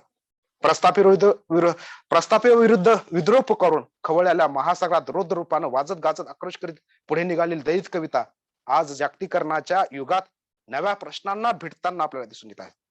ही कविता सामाजिक बांधिलकी आणि सामाजिक जाणीवा तीव्र आणि अस्सल आणि उत्कट रूपानं व्यक्त झाल्याचे आपल्याला दिसून येतात. समाजामध्ये दलितांना हिंसेची वागणूक देऊन त्याच्यावर अन्याय, अत्याचार, जुलम आणि जबरदस्ती केली. शेकडो वर्ष झाली तरी या अन्याय अत्याचाराला शब्दबद्ध केले गेले नाही. जातीचे दुःख भोगूनही महाकवी वाल्मिकी रामराज्याची स्तुती गाताना आपल्याला दिसून येतात. आज आपण वाल्याचा वाल्मिकी झाला, पण ज्या वाल्याचा वाल्मिकी झाला, ज्या जातीमध्ये, ज्या धर्मामध्ये, ज्या पंथामध्ये तो जन्म झाला, त्या जातीचं दुःख वाल्मिकी यांनी मांडलेलं आपल्याला दिसून येतात नाही. म्हणून दयापाळ म्हणतात की हे महाकवी तुला महाकवी तरी कसं म्हणावं, हे महाकवी तुला महाकवी तरी कसं म्हणावं, हा अन्याय अत्याचार विषयीवर टांगणारा एक जरी श्लोक तू रचला असता तर तुझं नाव मी काळजात करून ठेवले असते. म्हणजे आज आपण महाकवी त्यांना वाल्मिकींना म्हणतो, पण ज्या जातीमध्ये, ज्या धर्मामध्ये, ज्या परिसरामध्ये तुम्ही वाढलात, त्या जातीचं, धर्माचं दुःख जरी तुम्ही एका ओळीमध्ये अधोरेखित केलं असतं तर तुमचं नाव मी काळजात करून ठेवलं असतं. आजही ज्यावेळेस या राष्ट्रीय ई चर्चा सत्राच्या माध्यमातून दलित साहित्यातील सामाजिकता अधोरेखित करत असताना ज्यावेळेस कवितेच्या रूपात आपण शोध घेण्याचा प्रयत्न करतो की अनेक कवितांच्या माध्यमातून तत्कालीन सामाजिक, राजकीय, धार्मिक, सांस्कृतिक परिस्थिती अधोरेखित होताना आपल्याला दिसते. कशाला झाली पुस्तकाची ओळख, कशाला झाली पुस्तकाची ओळख, बळा ओवळ्याचा गोठा गावची गुरं वळली असती असल्या विंगळ्या डसल्या नसत्या. म्हणजे पहा कशाला झाली पुस्तकाची ओळख, बरा ओवळ्याचा गोठा गावची गुरं वळली असती असल्या इंगळ्या डसल्या नसत्या. आजही हे विधान, ही कवितेच्या ओळी आपण आजच्या तत्कालीन परिस्थितीमध्ये लागू करताना पाहतो की अनेकांनी उच्च विद्यापीठ शिक्षण पूर्ण केलेलं आहे, अनेकांना नोकरी नाही. बरा म्हणजे कशाला झाली पुस्तकाची ओळख, बरा ओवळ्याचा गोठा गावची गुरं वळली असती अशा इंगळ्या डसल्या नसतात. म्हणजे इंगळ्या डसल्यानंतर जे वेदना होते आणि जो त्रास होतो तो त्रास आजच्या कालखंडामध्ये आपल्याला दिसून येतात. दलित कवितेमधून वेदना, विद्रोह, नकार, विषमता याचं परिपूर्ण असं चित्रण आल्याचं आपल्याला दिसून येतं. आज आपण पाहतो की दलित कवितेचा विचार केला तेव्हाच नामदेव ढसाळांची विठा यांचा उल्लेख आपल्याला करावाच लागेल. नामदेव ढसाळ असं म्हणतात की स्वातंत्र्य कुठल्या गाढवीचं नाव आहे, स्वातंत्र्य कुठल्या गाढवीचं नाव आहे, रामराज्याच्या कितव्या घरामत आपण उद्गम, विकास, वंचित संस्कार, संस्कृती याचा मूलभूत अर्थ आहे स्वातंत्र्याचा. म्हणजे आजच्या कालखंडामध्ये आपण स्वातंत्र्याचा अमृत महोत्सव साजरा करतोय आणि अमृत महोत्सव साजरा करताना या देशाला स्वातंत्र्य मिळून जवळपास 75 वर्ष पूर्ण झालेले आहेत. या 75 वर्षाच्या कालखंडामध्ये या देशामध्ये पाड्यापर्यंत वीज पोहोचली का हो, रास्ते झालेले आहेत का, दलितांचं जीवनमान सुधारलेलं आहे का. म्हणून नामदेव ढसाळ म्हणतात की स्वातंत्र्य कुठल्या गाढवीचं नाव आहे. म्हणजे स्वातंत्र्य, या देशाला स्वातंत्र्य मिळाल्यानंतर सर्वांचे स्वप्न पूर्ण होतील. आजही मी जेव्हा 2-3 दिवसापूर्वी वर्तमानपत्रात बातमी वाचत होतो, टेलिव्हिजनवर पाहत होतो की नाशिक जिल्ह्यामधील कुठेतरी पाड्यामध्ये पाण्यासाठी कशी कसरत करावी लागतात. म्हणून नामदेव ढसाळांचे ते वाक्य, स्वातंत्र्य कुठल्या गाढवीचं नाव आहे, रामराज्याच्या कितव्या घरात आपण राहतो.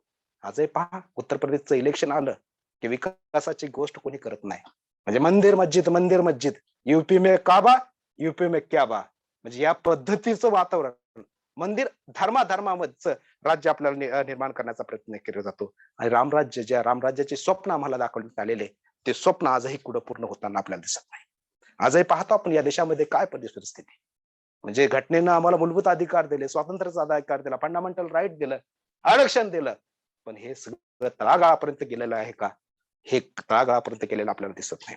म्हणून हे महान देशा किती दिवस चालणार, म्हणजे हे महान देशा किती दिवस चालणार, तुझा पंक्ती प्रपंच, आम्ही राहतो गावाबाहेर, यात आमचा काय दोष, देशात तर राहत नाही ना, आमचीच पंगत नेहमी उशिरा का असते, तीही उकरड्यावर. म्हणजे ग्रामीण भागामध्येच पहा, म्हणजे जवळपास 40 वर्षाचं चित्र आज शहरामध्ये ते चित्र बदललेलं आहे की हे देश महान आहे.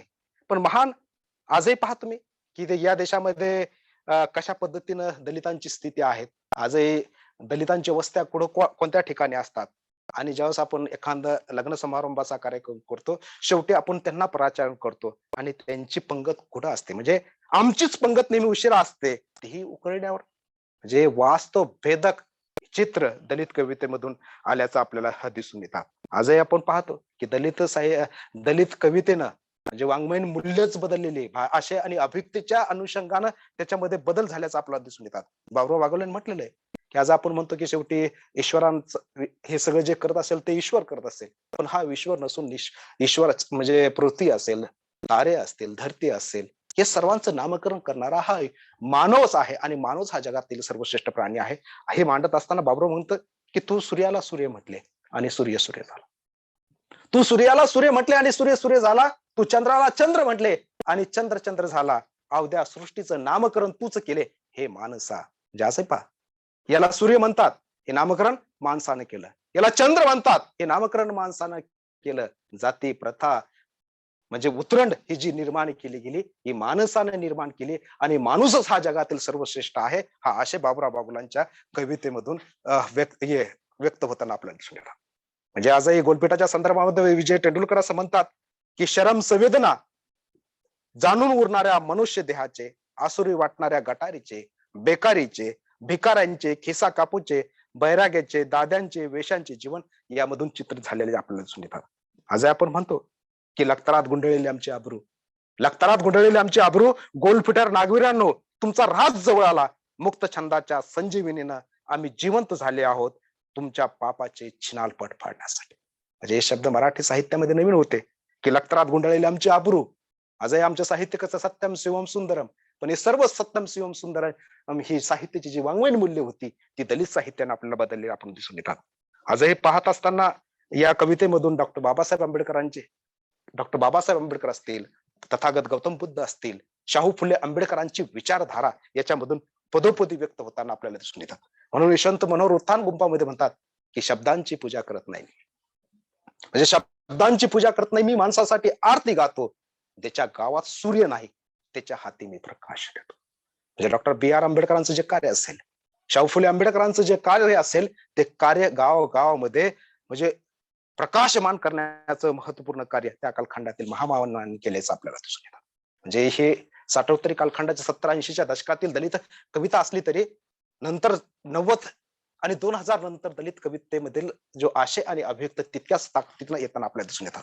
यशवंत मनोहरांनी लोकनाथ यशवंतांनी अत्यंत साध्या शब्दामध्ये सांगितले की गावात दगडीच देव आणि दगडीच देवालय, गावात दगडीच देव आणि दगडीच देवालय, तू आणि मी हाडामासाचा बाहेर कसा.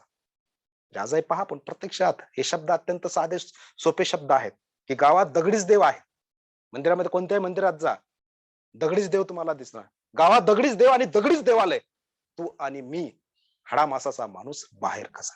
म्हणजे अनादी कालखंडापासून मंदिरामध्ये असेल किंवा सार्वजनिक ठिकाणी दलितांना प्रवेश नव्हता. हा प्रवेश अत्यंत सोप्या आणि साध्या शब्दामध्ये आणि स्पष्ट रूपात लोकनाथ यशवंत आपला हा आशय व्यक्त करताना दिसत. आजही पहा ज्यावेळेस उल्लेख आपण केला की जागतिकीकरणाचं युग आहे आणि जागतिकीकरणाच्या युगामध्ये दलित कविता बदललेली आपल्याला दिसून येते का. आजही पहा की इलेक्शन आलं की देशाची घटना बदलली गेली पाहिजे, वेगवेगळे कायदे बदलले जातात, वेगवेगळे नामांतरण केले जातात. अशा वेळेस अरुण काळे सारखा नवोदित दलित कवी काय म्हणतो, आता आयटीच्या युगामध्ये, म्हणजे आता आयटीच्या युगामध्ये दलितांना डिलीट करण्यासाठी नवीन नवीन सॉफ्टवेअर आहेत.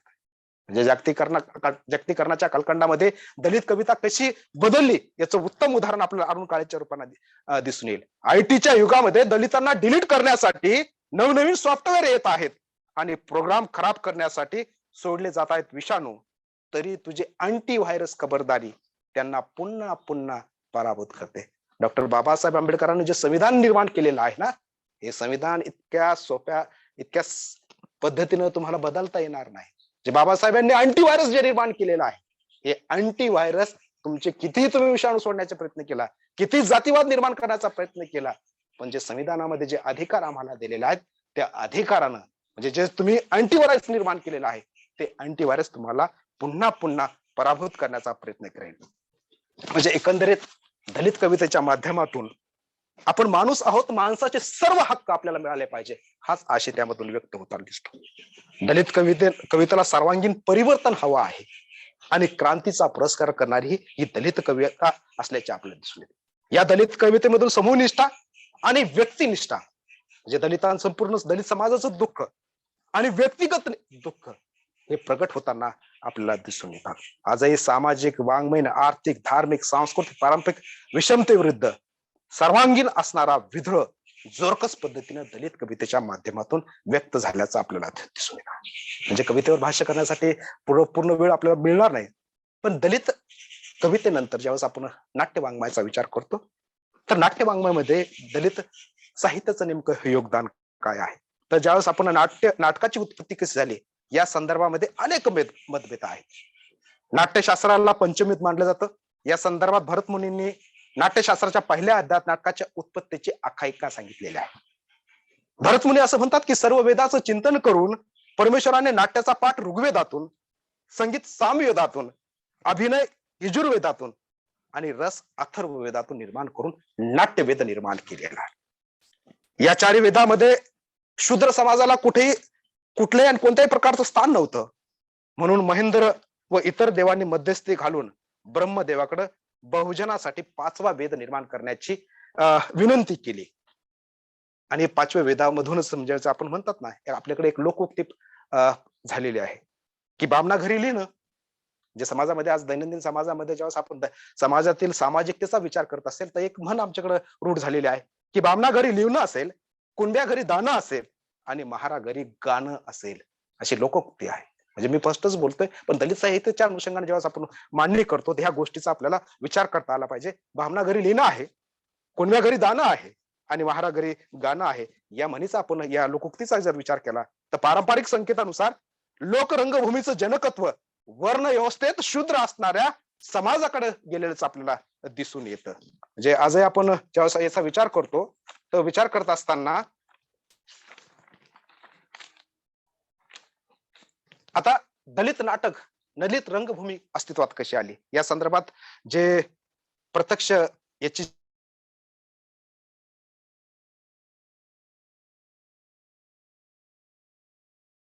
जी प्रेरणा आहे ही महत्वपूर्ण प्रेरणा होती. आणि प्रेरणा करत असताना ज्यावेळेस मिलिंद महाविद्यालयाचं वार्षिक स्नेह संमेलनाच्या निमित्ताने जे एक नाटक सादर केलं होतं, डॉक्टर बाबासाहेब आंबेडकर त्या ठिकाणी वार्षिक स्नेह संमेलनामध्ये उपस्थित होते. आणि या वार्षिक स्नेह संमेलनामध्ये डॉक्टर बाबासाहेब आंबेडकर हे वार्षिक स्नेह संमेलन पाहत होते. आणि पाहत असताना जे नाटक सादर करण्यात आलं त्यावेळेस बाबासाहेब म्हटले, अरे कसले नाटक सादर करतात. दलितांनी अनादी कालखंडापासून शतकानुशतक या दलित समाजावर जो अन्याय अत्याचार करण्यात आलं त्याचं प्रतिबिंब या नाटकामध्ये मला कुठं दिसत नाहीत. म्हणून प्राचार्य म.स.ग चिटणीस यांनी युग यात्रा नाटक लिहिलं. म्हणजे दलितावर आजच्या कालखंडामध्ये नाही, आधुनिक कालखंडामध्ये नाही, म्हणजे घटना अस्तित्वात आल्यानंतर नाही, अनादी कालखंडापासून या दलितावर अन्याय अत्याचार कशा पद्धतीने केला जातो तिची एक शृंखलाबद्ध मांडणी युग यात्रा नाटकामध्ये केलेली आहे. आणि या नाटकामध्ये सुरुवातीला नभोवाणी करत असताना असं आवाज येत नाही का सर? येतोय थोडासा गेला होता. ओके सर, येतोय कंटिन्यू करा. म्हणजे युग यात्रा नाटकामध्ये शृंखलाची मांडणी करत असताना म्हणजे दलितावर झालेला अनादी कालखंडापासून अन्याय अत्याचाराचा पाडा या ठिकाणी मांडण्यात आलेला आहे. म्हणजे रामराज्यापासून ते आजच्या कालखंडामध्ये दलितावर कशा पद्धतीनं त्यांचं शोषण, त्यांच्यावर अन्याय अत्याचार करण्यात आला याची एक शृंखलाबद्ध मांडणी युग यात्रा नाटकामधून करण्यात आलेली. आणि सुरुवातीलाच म.स.ग चिटणीस नभोवाणी करत असतानाच म्हणतात की दिले जगावान भीमाने दिले दिले जगावान भीमाने दिले जगावान, महाडच्या 14 तळ्यात रुवणी समर निशान, मनुष्य भीषण शासन करुणी अग्नीला बलिदान, सहस्र वेशीवरती झाली जी हैराण, त्या जनतेच्या हक्कासाठी दिले जगावान भीमाने दिले जगावान.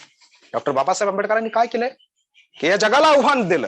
आणि आव्हान दिल्यानंतर म्हणजे बाबासाहेबांचं जे कार्य आहे, दिले जगावान भीमाने दिले, महाडचा 14 तळ्यात रुवणी समर निशान, म्हणजे दलितांना पाण्याचा अधिकार नव्हता म्हणून महाडचा सत्याग्रह केला, मंदिरात प्रवेश नव्हता आणि काळारा मंदिर प्रवेश केला. आणि या देशाची जी संविधान अस्तित्वात येण्यापूर्वी जे संविधान होतं, मनुस्मृती ती, त्या मनुस्मृतीचं दहन केलं. आणि बहुजनांचं जे दलित शोषित आहेत यांना मुख्य प्रवाहामध्ये आणण्याचं महत्वपूर्ण कार्य जे डॉक्टर बाबासाहेब आंबेडकरांनी केलं. आणि त्या कार्यातूनच युग यात्रा हे नाटक सुरू होतं.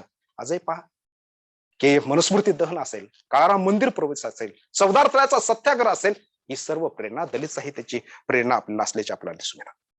म्हणजे दलित नाटकामध्ये सामूहिक वेदना, विद्रोह, संघर्ष आणि नकार याचे प्रतिबिंब उमटलेले आपल्याला दिसून येते.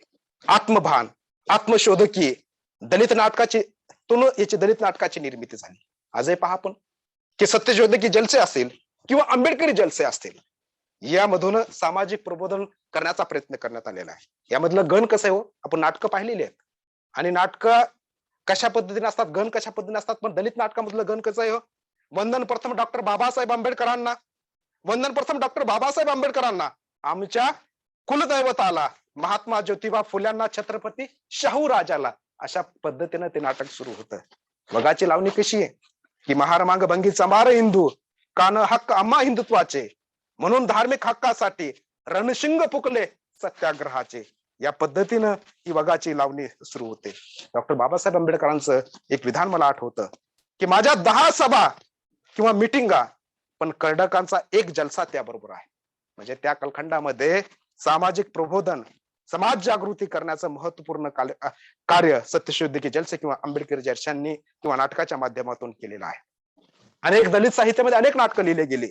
यामध्ये प्राध्यापक दत्ता भगत यांचं खेळ्या, वाटा, पळवाटा, अश्मक, भीशी शिंदे यांचं काळोखाच्या गर्भात, रुस्तुम अचलखांब यांचं कैफियत, प्रकाश त्रिभुवन यांचं थांबा, रामराज्य येते, रामनाथ चव्हाण साक्षीपुरम, बामणवाडा, टेक्सास गायकवाड, आम्ही देशाचे मारेकरी, 18 सिटी सारख्या नाटकाचा आपल्याला उल्लेख करता येईल.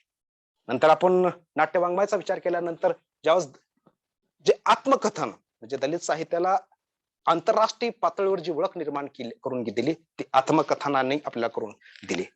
दलित कवितेनंतर आत्मकथनाने सर्वांचेच लक्ष वेधले. नवीन जीवन जाणीवा, वाङ्मयीन प्रगल्भता यातून प्रतिबुद्धी होऊ लागली. दलित आत्मकथने हे वेदनांचे वाङ्मय आहे. शारीरिक वेदनेबरोबर मानसिक वेदनाही त्याच्यातून प्रतिबिंबित झालेल्या आपल्याला दिसून येतात. या वेदनांचे स्वरूप इतके भयानक आहे की अनेक पिढ्या अमानवतेने जागल्या.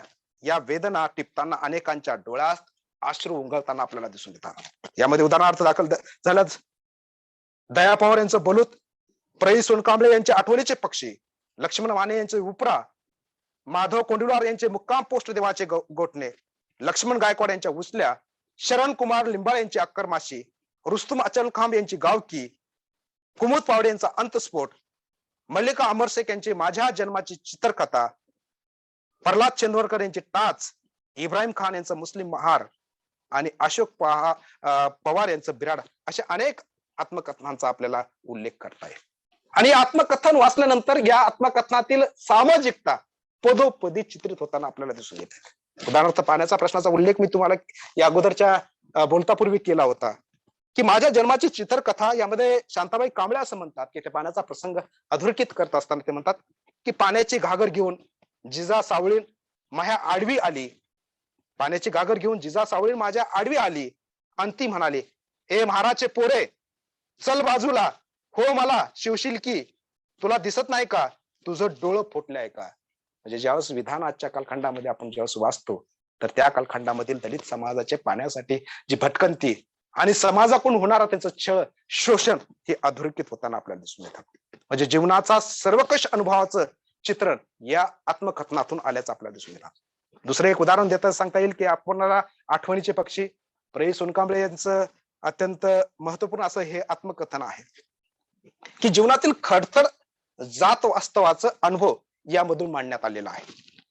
प्रई सोनकांबळे बालपणाची आणि शिक्षण काळातील हाल अपेष्टांचं दर्शन या आत्मकथनातून आपल्याला घडतं. म्हणजे सुरुवातीला 14 लेख होते, नंतर 28 लेख सुटे सुटे असले तरी त्याच्यामध्ये एक वाक्यता जाणवते. आई वारल्यानंतर पोरका झालेला प्रल्हाद ते प्राध्यापक झालेला प्रई सोनकांबळे यांचा विस्तृत जीवनपट यामध्ये टिपण्यात आलेला आहे. अत्यंत गरीब परिस्थितीत चिंचोके, मृत जनावरांचे मांस त्यांना खावे लागले, चतकोर भाकरीसाठी मेलेले कुत्रे ओढून टाकावे लागले, समाजात झालेला वारंवार अपमान असेल, अवहेलना असेल, जातीयता, आर्थिक विषमता ज्याचा बोध या आत्मकथनातून आल्यापासून आपल्याला राहत नाही. मराठवाड्यातील उदगीर भागातील बोलीचा वापर या आत्मकथनातून विशेष आपल्याला जाणवतो. बोली भाषेमुळे या आत्मकथनाला म्हणजे सर्वच आत्मकथनाला एक जिवंतपणा आल्याचं आपल्याला दिसून येतात. या आत्मकथनाच्या संदर्भामध्ये बाबुराव बागुल असं म्हणतात की दलित जीवनाचं करुण नाट्य या आत्मकथनाला त्यांनी संबोधलेलं आहे. शंकरराव खरात म्हणतात की प्रई अस्पृश्य जीवनाचा अनुभव आपल्या बोली भाषेत मोठ्या डिठाईनं व मोकळ्यापणानं आठवणीच्या पक्षीमध्ये सांगताना आपल्याला दिसून येतात. म्हणजे दलित आत्मकथनांची एकंदरीत आपण वैशिष्ट्य बघितली तर डॉक्टर बाबासाहेब आंबेडकरांच्या प्रेरणेतून हे दलित आत्मकथनांची निर्मिती झाली. आंबेडकरी चळवळीचा याच्यावर प्रभाव दिसतो आणि जीवनातील दाहक अनुभव यामधून मांडण्यात आल्याचे आपल्याला सूचित करता येईल. नंतर आत्मकथांच्या संदर्भामध्ये अगर ज्यावेळेस आपण धावता आढावा घेतला तर कथा आणि कादंबरी वाङ्मयामध्येही दलित साहित्यामध्ये महत्वपूर्ण अशी निर्मिती झालेली आपल्याला दिसून येते. यामध्ये अण्णाभाऊ साठेंच्या फकीरा, वारणेचा वाघ, नारा शेंडे यांची काजळी रात्र, शंकरराव खरात मी मुक्त, पारधी, मी माझ्या गावाच्या शोधात, बाबराव बोगले यांची सूड, अघोरी, पावशा, केशव मेश्रामची पोखरण, हकीकत आणि जटायू, अशोक हटकर यांचं मेलेलं पाणी, नामदेव ढसाळ यांची हडकी हडावळा, अशा अनेक कादंबऱ्याचा आपल्याला या ठिकाणी उल्लेख करता येईल. आज आपण पाहतो की दलित साहित्यामध्ये आदिवासी असेल, भटके असेल, या सर्वांचा समावेश हा दलित साहित्यामध्ये होतो. अलीकडच्या कालखंडामध्ये यांना वेगवेगळे स्वातंत्र्याचे एक साहित्याचे वेगवेगळे प्रभाव मांडण्यास सुरुवात झालेली आहे. म्हणजे आजही आपण पाहतो की या कादंबऱ्यामधून दलित जीवनातील सामाजिकता, म्हणजे ज्या या ई चर्चा सत्राचा विषय आहे की सामाजिकता कशी प्रतीत होते, तर याचं चित्र म्हणजे मराठी कादंबरीतून किंवा दलित कादंबरीतून आलेल्या गुन्हेगार जाती जमातीचे चित्रण हे वास्तव पातळीवर आल्याचं आपल्याला दिसून येतात. वकिला पारध्या या कादंबरीमध्ये असं म्हणजे आपल्या पारद्यांच्या बायका मुलांनी नीटनेटकं राहणं हे चांगलं नसतं. बकऱ्या मेंढ्यांना जसा वास येतो तसा बायका पोरांना वास आला तरी चालेल, पण आपण पारधी लोक आहोत, नीटनेटके राहणं, चांगलं दिसणं हे सरकारच्या दृष्टीनं वाईट ठरलंय. म्हणजे आजही पहा, म्हणजे या विधानामधून ज्यावेळेस कोट करत असताना मी तुमच्यासमोर ठेवलं की बकऱ्या मेंढ्यांना जसा वास येतो तसे आमच्या बायका पोरांना तो वास आला पाहिजे. आजही पहा, आपण दिवसातून 2 वेळेस, 1 वेळेस तर आंघोळ करतो, डोक्याला तेल लावतो, पण या देशामध्ये तळागाळातल्या जे प्रवाहाच्या बाहेर आहेत, म्हणजे पारधी समाजाचं चित्र म्हणजे ज्याप्रमाणे बायका, मुलं, बाळ आपण पाहतो, तर त्यांचं विश्व कशा पद्धतीने, म्हणजे आजही आपण पाहतो की शेळ्यांचा वास, गुराढोरांचा वास आपण सगळ्यांनी अनुभवलेला आहे, पण तोच माणसाच्या अंगामधून येत असेल तर कशी भीषण परिस्थिती, वास्तविक विषमता यामधून अधोरेखित होताना आपल्याला दिसून येते. आजही आपण या संदर्भामध्ये विचार केला की कथा वाङ्मयाच्या संदर्भामध्ये, कादंबरी वाङ्मयाच्या संदर्भामध्ये, आत्मचरित्राच्या संदर्भामध्ये ज्यावेळेस आपण विचार करतो तर दलित साहित्य किंवा 15-20 मिनिटांमध्ये, 25 मिनिटांमध्ये त्याच्यावर विचार मंथन करणं आपल्याला शक्य होणार नाही. या ही चर्चा सत्रामध्ये दुसरा महत्वाचा जो मुद्दा महाविद्यालयाच्या वतीनं ठेवण्यात आलेला आहे की ग्रामीण साहित्यातील सामाजिकता. म्हणजे मी सुरुवातीलाच तुम्हाला सांगितलंय, ग्रामीण आणि दलित हे साहित्याचे वेगवेगळे प्रवाह आहेत आणि या प्रवाहामधून म्हणजे त्या काळातील रूढी असतील, परंपरा असतील, रीतिरिवाज असतील, हे चोरकस पद्धतीनं साहित्यातून व्यक्त झालेले, ते कथेच्या माध्यमात असतील, कवितेच्या माध्यमात असतील, आत्मकथनाच्या माध्यमातून असतील. पण ग्रामीण साहित्याचा ज्यावेळेस आपण विचार करतो की ग्रामीण साहित्यानं मराठी साहित्य म्हणजे रूढी, परंपरा, रीतिरिवाज याचं समग्र असं चित्रण यामधून आलेलं आहे. 1945 नंतर मराठी साहित्यात नवसाहित्य ही संकल्पना अस्तित्वात आली.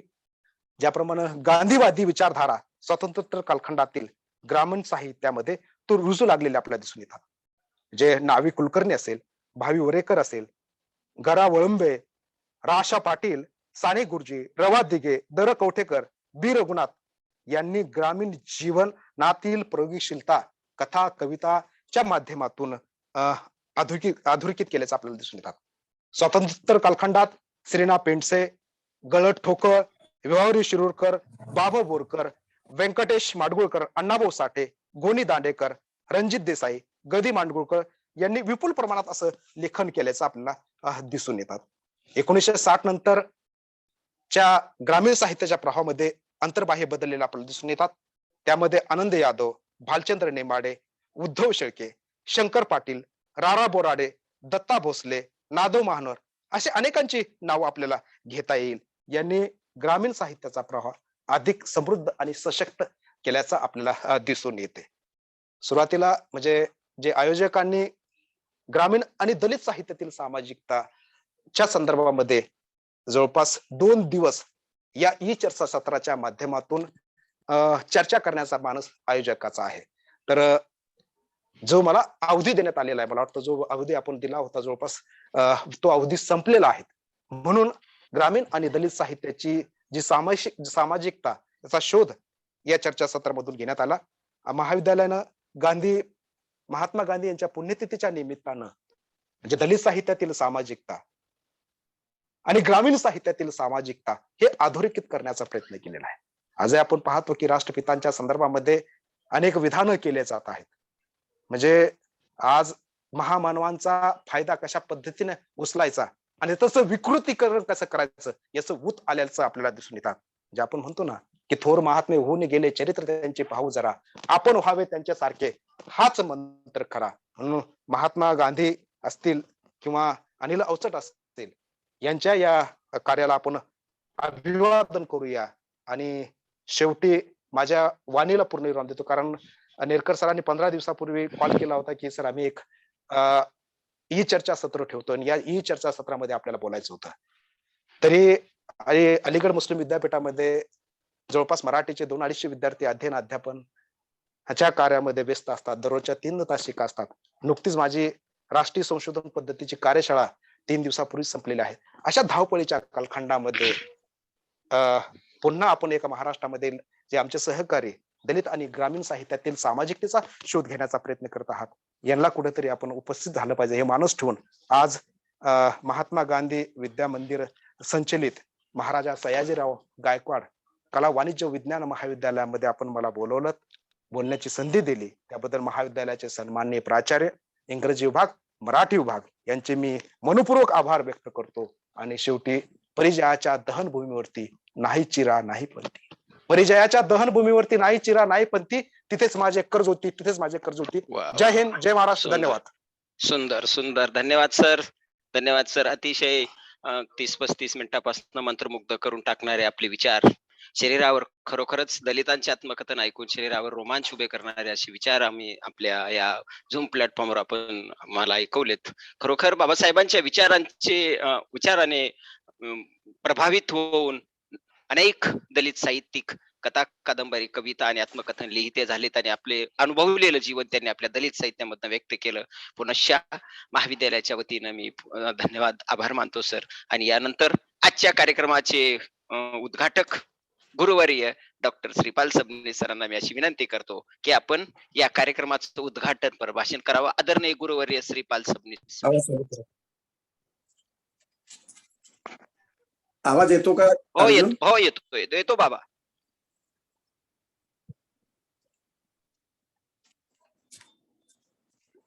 सुरुवातीलाच महात्मा गांधींच्या पुण्यतिथीच्या निमित्तानं मी त्यांच्या एकूण कर्तृत्वाला विनम्र अभिवादन करतो. महाराजा सयाजीराव गायकवाड या महाविद्यालयानं महात्मा गांधींच्या विद्या मंदिरांच्या वारशामध्ये आज ग्रामीण दलित साहित्याच्या संदर्भातला हा नॅशनल वेबिनार या ठिकाणी आयोजित केलेला आहे. या सेमिनारचे सन्माननीय अध्यक्ष माननीय डॉक्टर मोरे मामा, या महाविद्यालयाचे कार्यक्षम आणि अभ्यासू प्राचार्य बापूसाहेब शिरोडे, त्याचबरोबर या वेबिनारला उपस्थित असलेल्या डॉक्टर मृणालताई भारद्वाज, ज्यांनी सुंदर अभ्यासपूर्ण अशा प्रकारचं बीजे भाषण केलं, ते अलीगड विद्यापीठाचे डॉक्टर ताहिर पठाण, या कार्यक्रमाला उपस्थित सन्माननीय भाऊसाहेब, त्याचबरोबर doctor Game, doctor Konkani, doctor Nikam, doctor Bachhav, doctor Patil, doctor Wankhede, Marathi विभाग आणि इंग्रजी विभागाचे प्रमुख सन्माननीय डॉक्टर अरुण पाटील, डॉक्टर वानखेडे, या वेबिनारचे संयोजक आणि आमचा जुना विद्यार्थी, ज्याचा खूप अभिमान वाटावा अशा प्रकारचा अभ्यास याच्या वाणीतून मी ऐकतोय असा अर्जुन नेरकर, दुसरे संयोजक डॉक्टर त्रिभुवन, डॉक्टर गोरवाडकर, मी या संस्थेचे प्रमुख डॉक्टर मोरे मामा यांच्याबद्दल धन्यता व्यक्त करतो. आपल्या अभ्यासू आणि सामाजिक जाणीवेच्या ध्येयवादी प्रकाशामध्ये गांधी विद्या मंदिराच्या संदर्भात आणि सयाजीराव गायकवाड कॉलेजचा हा संबंध वारसा संपन्न होतो आहे.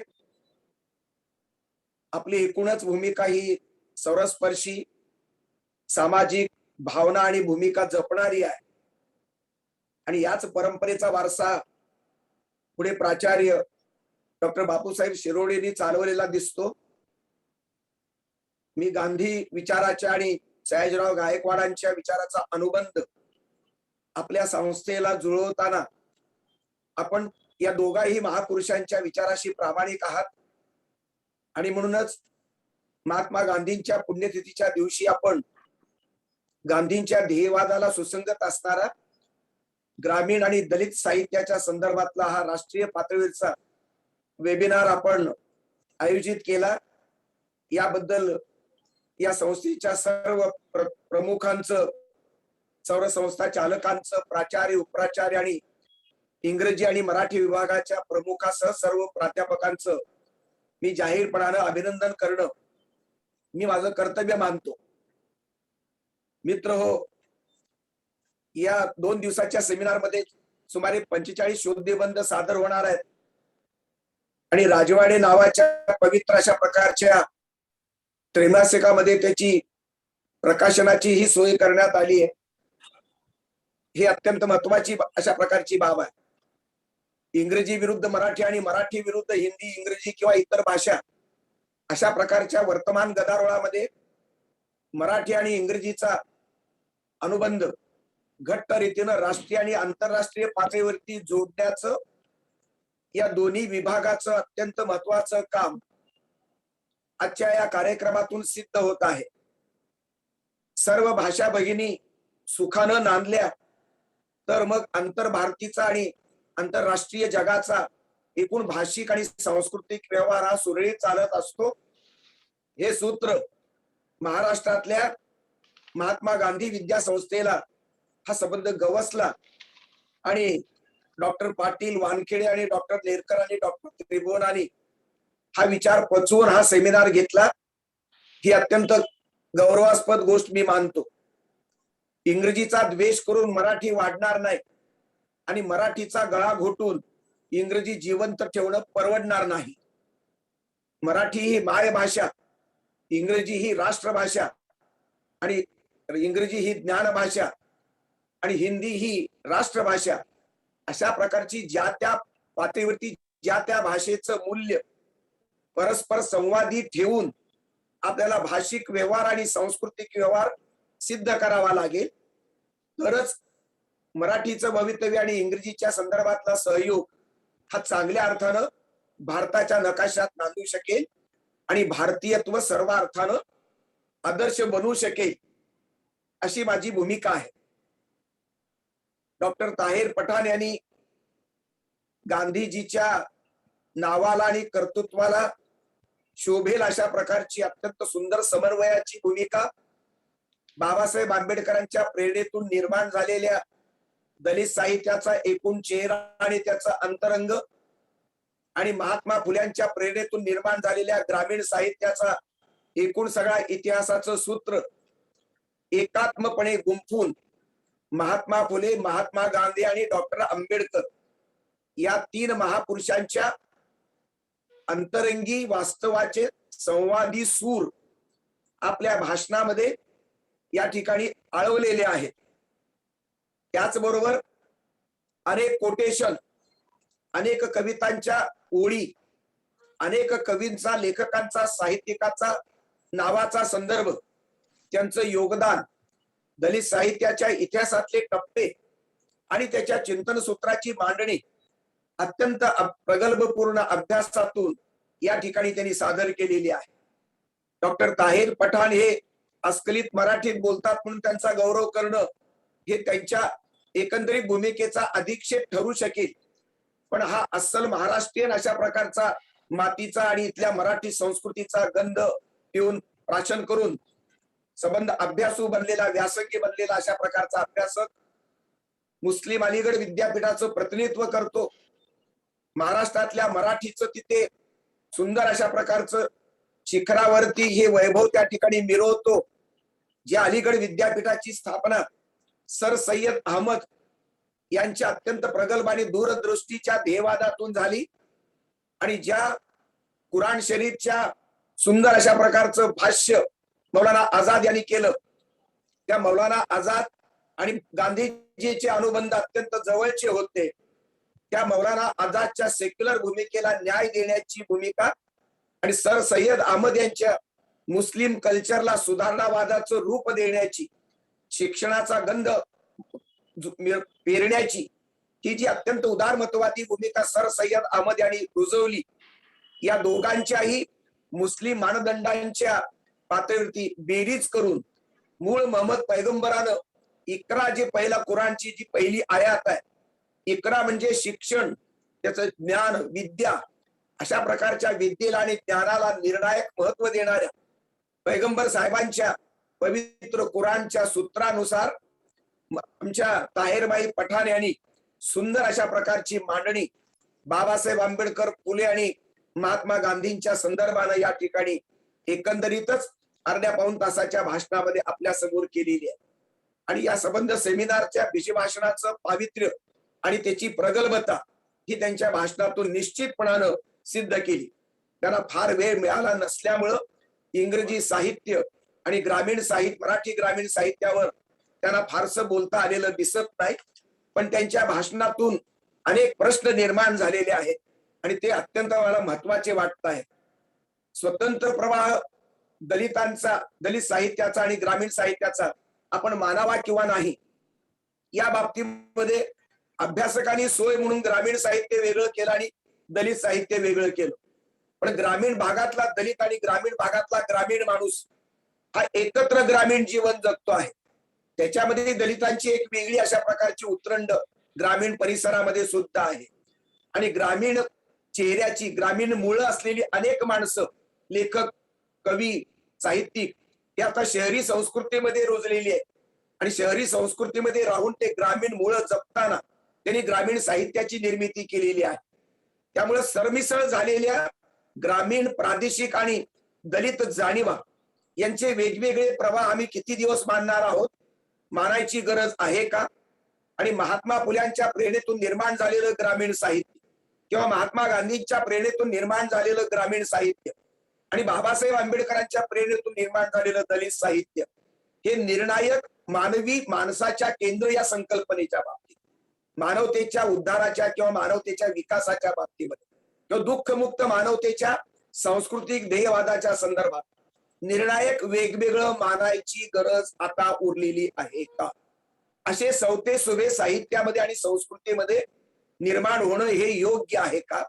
अभ्यासाची सोय म्हणून तुम्ही जरूर कोणत्या समीक्षकाराशी मांडणी केली असेल, पण 21व्या शतकातले विद्यार्थ्यांनी आता ही मांडणी कितपत टोकाची करावी आणि मग नवीन अशा प्रकारची सांस्कृतिक वर्णव्यवस्था साहित्याच्या रूपानं आपण निर्माण ती पोसावी का, हा नवीन प्रश्न निर्माण झालेला आहे. दुसरी गोष्ट, वेदनेचं साहित्य म्हणजे दलित साहित्य, पण हे दलित म्हणजे नेमका कोण?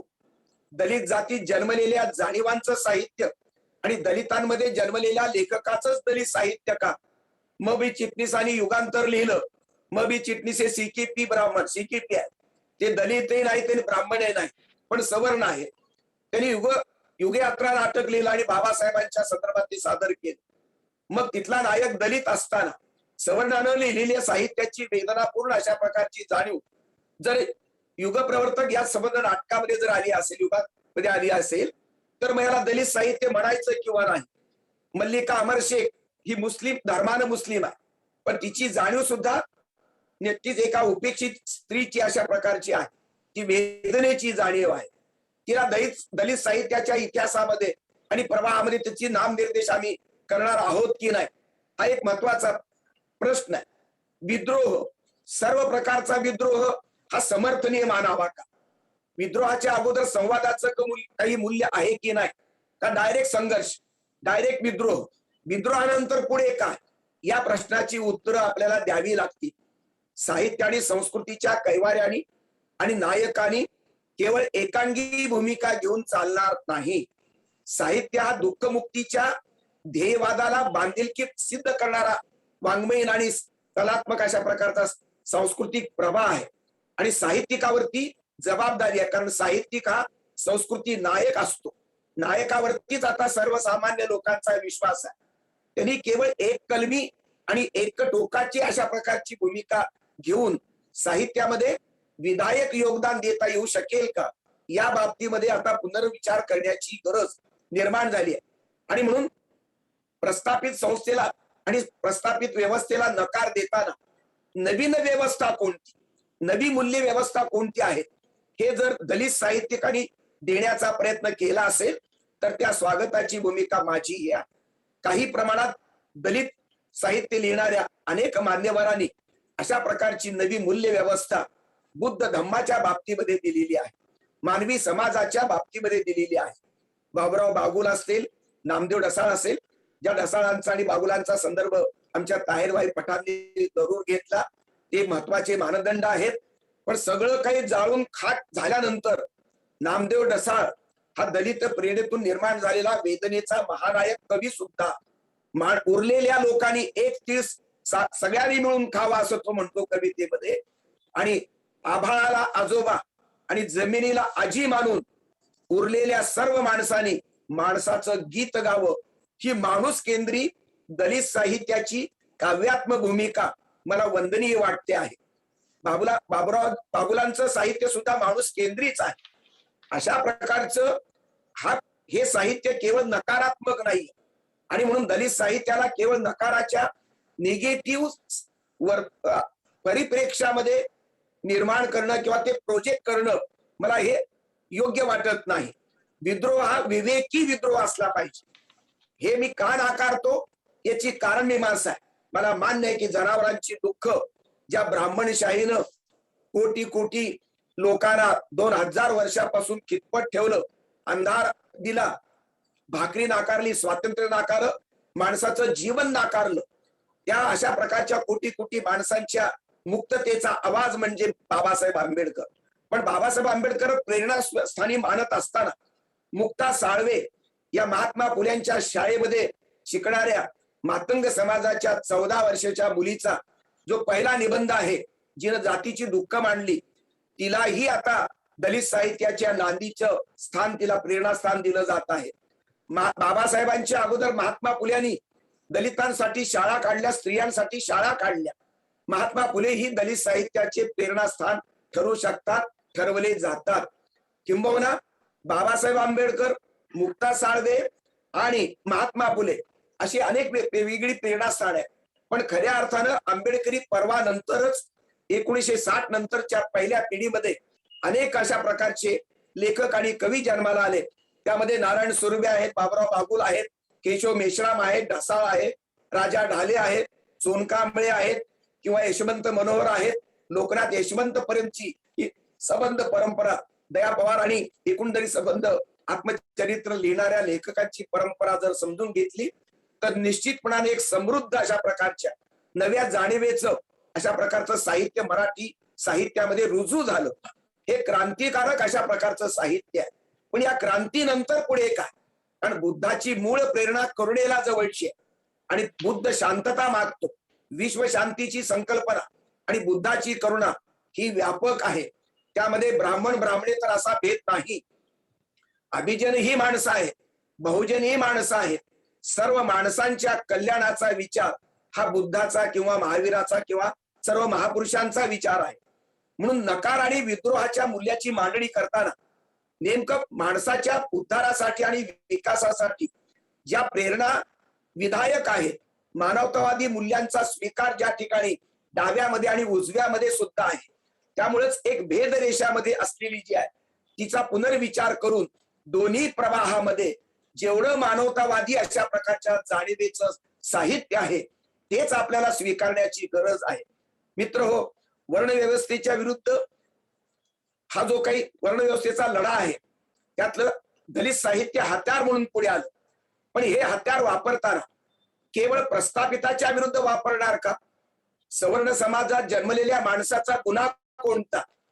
जी माणसं सवर्ण समाजात जन्मतात, जी माणसं मराठा, ब्राह्मण, कोळी, माळी म्हणून जन्माला येतात, त्यांनी जर जातीची जाणीव सोडली आणि डी कास्ट झालेला ब्राह्मण, डी कास्ट झालेला मराठा जर असेल तर त्याही विरुद्ध विद्रोह पुकारायचा का, हा तो प्रश्न आहे. आणि व्यवस्था केवळ ब्राह्मणापुरती किंवा ब्राह्मणी व्यवस्थेपुरती असते का? ब्राह्मण्यग्रस्त व्यवस्था ही ब्राह्मण समाजात जशी रुजली तशी ती मराठ्यामध्ये, दलितामध्ये किंवा मुस्लिमामध्ये, कोळ्या माळ्यामध्ये रुजलेली आहे. त्यामुळे ब्राह्मणांचं जातीवादी भूमिका जेवढी हानिकारक, घातक, तेवढीच घातक मराठ्यांचा जातीवाद, ओबीसींचा जातीवाद आणि दलितांचा जातीवाद. म्हणून भांडण हे सर्व व्यवस्थेशी असलं पाहिजे.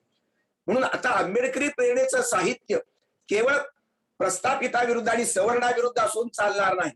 4-5 पिढ्या प्रस्थापितांच्या विरुद्ध कवितेचा एल्गार पुकारण्यात जरूर गेल्या, त्याचं स्वागत आहे. शिव्या खाण्याच्या लायकीचीच ब्राह्मण व्यवस्था होती आणि आहे. पण व्यवस्था ही शेवटच्या तळागाळापर्यंत पोहोचलेली. आज जरी बुद्धिस्ट माणूस जर जात जाणीव जर जोपासत असेल तर मग तो व्यवस्थेचाच एक भाग आहे. आणि म्हणून ब्राह्मण्य पोचणारे ब्राह्मण असोत की दलित असोत की ब्राह्मणेतर असोत, या सर्व प्रवृत्ती विरुद्ध हा आंबेडकरी साहित्याचा एल्गार असला पाहिजे. आज दलित साहित्याच्या 4-5व्या पिढीमध्ये अनेक लेखक कवी नवीन आहेत. अमोल घाटसावे नावाच्या 9 विद्रोही कवीने आता अलीकडं 2 महिन्यापूर्वी कविता संग्रह काढला. त्याची प्रस्तावना लिहिण्याचं योग मला मिळालेला आहे.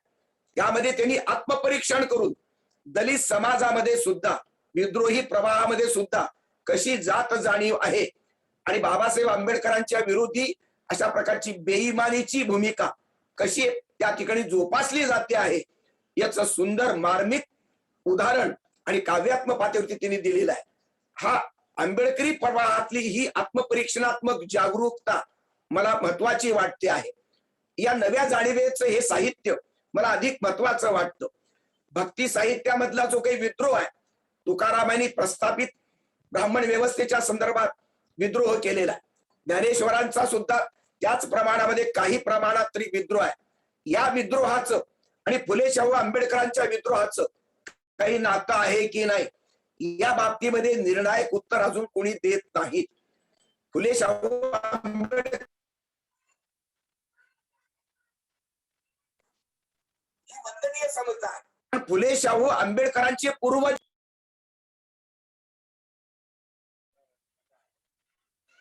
संतांची जी भक्तिमार्गी आहे, अध्यात्म समता आहे, ती सुद्धा पूर्वज समता म्हणून आपल्याला स्वीकारता येईल का, या बाबतीमध्ये विद्वानांनी करण्याची गरज आहे. मित्र, यामध्ये केवळ वेदनेचे साहित्य किंवा केवळ विद्रोही साहित्य म्हणजे दलितांचं साहित्य का, आणि दलित म्हणजे केवळ जातीच्या जाणीवेच्या आधारे की जातीच्या जन्माच्या आधारे दलित आपण ठरवणार. कामगारांचं साहित्य, शेतकऱ्यांच्या घामावर आधारलेलं साहित्य, किंवा आदिवासींच्या वेदना आहेत, उपेक्षित स्त्रियांच्या वेदना आहेत, या सर्वांच्या जाणीवा उपेक्षितांच्या साहित्याच्याच म्हणून आपल्याला अधोरेखित करता येऊ शकतील. आणि म्हणूनच फक्त जातीवाद जो आहे तो एका जातीपुरता नसतो.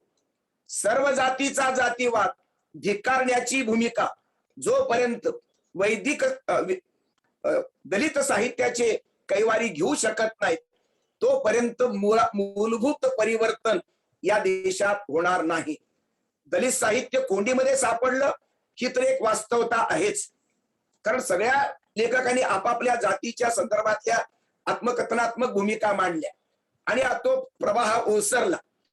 आता त्याच्या पलीकडे आम्ही जाणार आहोत की नाही, या बाबतीमध्ये विचार करत असताना अनेक संदर्भ मध्ये आलेले आहेत. आणि हे संदर्भ जर समजून घ्यायचे असतील तर मग आपल्याला वेगवेगळ्या लेखकांचं आपल्याला संदर्भ देणं हे मला आवश्यक वाटतं. मित्र हो, अनेक वेगवेगळे प्रयोग आहेत. दीपक निकम हा धुळ्याचा एक दलित कवी होता. त्याची कविता रूढ अर्थानं दलित जाणीवेची नव्हती, पण दुःखाची, वेदनेची संबंध आविष्कारण करणारी होती. ग्रेसची कविता ही तुम्हाला दलित कविता म्हणता येणार नाही. म्हणून दलित जातीमध्ये जन्मलेल्या माणसाची कविता ही दलित साहित्याच्या चौकटीमध्ये बसेलच असं आपल्याला सांगता येत नाही. डॉक्टर गंगाधर मेश्राम यांची गझल ही आता 2 महिन्यापूर्वी मी प्रकाशित केली मुंबईला. ही गझल केवळ दलितच्या प्रवाहामध्ये बंदिस्त होऊ शकत नाही. किंवा जगदीश घनगाव नावाचा एक शहापूरचा मुंबईच्या पलीकडला कवी, आईवरचा कविता संग्रह त्याचा सुंदर अशा प्रकारच्या कविता संग्रहाचं त्यांनी निर्मिती केलेली आहे. आईला कोणत्या चौकटीमध्ये तुम्ही बसवणार आहात? आईचं मातृत्व ब्राह्मणाचं वेगळं आणि ब्राह्मणेतरांचं वेगळं, दलितांचं वेगळं आणि ओबीसीचं वेगळं असं नाही. मातृत्वाला जात धर्म नाही. तसंच माधवी खरात या पुण्याच्या एक डॉक्टर प्राध्यापिक आहे, त्यांनी पुरुष सेक्स वर्कर जे असतात पुरुष त्यांच्या संदर्भात अत्यंत स्फोटक वास्तवाचे एक सुंदर अशा प्रकारची कादंबरी त्यांनी निर्माण केलेली आहे. अर्जुन मेश्राम हा गडचिरोलीच्या भागाचा माझी भेट नाही, पण कधी काळी 15 वर्षापूर्वी त्याच्या कवितेला मी प्रस्तावना दिली. ती शुद्ध निसर्ग कविता आहे, बालकवीच्या वारशातली. असे वेगवेगळे जे प्रयोग आहेत, या प्रयोगातून दलित साहित्याचं एक्सपान्शन होत आहे. शुक्राचार्य गायकवाड असतील किंवा आमचा बळीराम गायकवाड असेल, मुंबई विद्यापीठाचा रजिस्ट्रारचा, ज्यांनी फकीराचं सुंदर इंग्रजी भाषांतर केलेलं आहे आणि आता हे भाषांतर भारताचा मुखाच्या ओलांडून जगभर जाणार आहे. त्याचबरोबर सुरेश पाटोळे असतील, संपत गायकवाड, ही मातंग समाजाच्या प्रवाहातून आलेली, ही बुद्ध धर्म न स्वीकारलेली परंतु दलित जाणीवांच्या बाबतीमध्ये आपला वेदनाचा आणि संबंध आविष्कार करत असताना, प्रस्थापिताला नकार देत असताना नव्या जाणीवांची मांडणी करण्याचं काम या लोकांनी केलेलं आहे. नारायण सुर्वेना जातच नाही. हा अनाथ अशा प्रकारचा मुलगा पुढे चालून प्रतिभावंत कवी होतो आणि मग विद्यापीठाची कविता किंवा वेगवेगळ्या कविता, जाहीरनामासारखी कविता तो लिहितो आणि या संबंध कवितेच्या पातळीवरती मार्क्सवादाची भूमिका स्वीकारून ते संबंध मराठी साहित्यामध्ये दिग्गज अशा प्रकारचा कवी म्हणून ते गाणले जातात. मार्क्सवादाची प्रेरणा सुर्व्यांनी जरी स्वीकारली तरी त्यांच्या कवितेला किंवा त्यांच्या साहित्याला दलिताच्या चौकटीमध्ये स्थान आम्ही देणार आहोत की नाही, हा प्रश्न अजूनही अनिर्णित आहे. शुक्राचार्य गायकवाडांची ही संबंध बौद्ध परंपरेची कविता सुद्धा ही निश्चितपणानं माई आंबेडकरांच्या कर्तृत्वाला न्याय देण्याची भूमिका शुक्राचार्य गायकवाड घेतात. बौद्ध परंपरेमध्ये माई आंबेडकरांचं एकंदरीत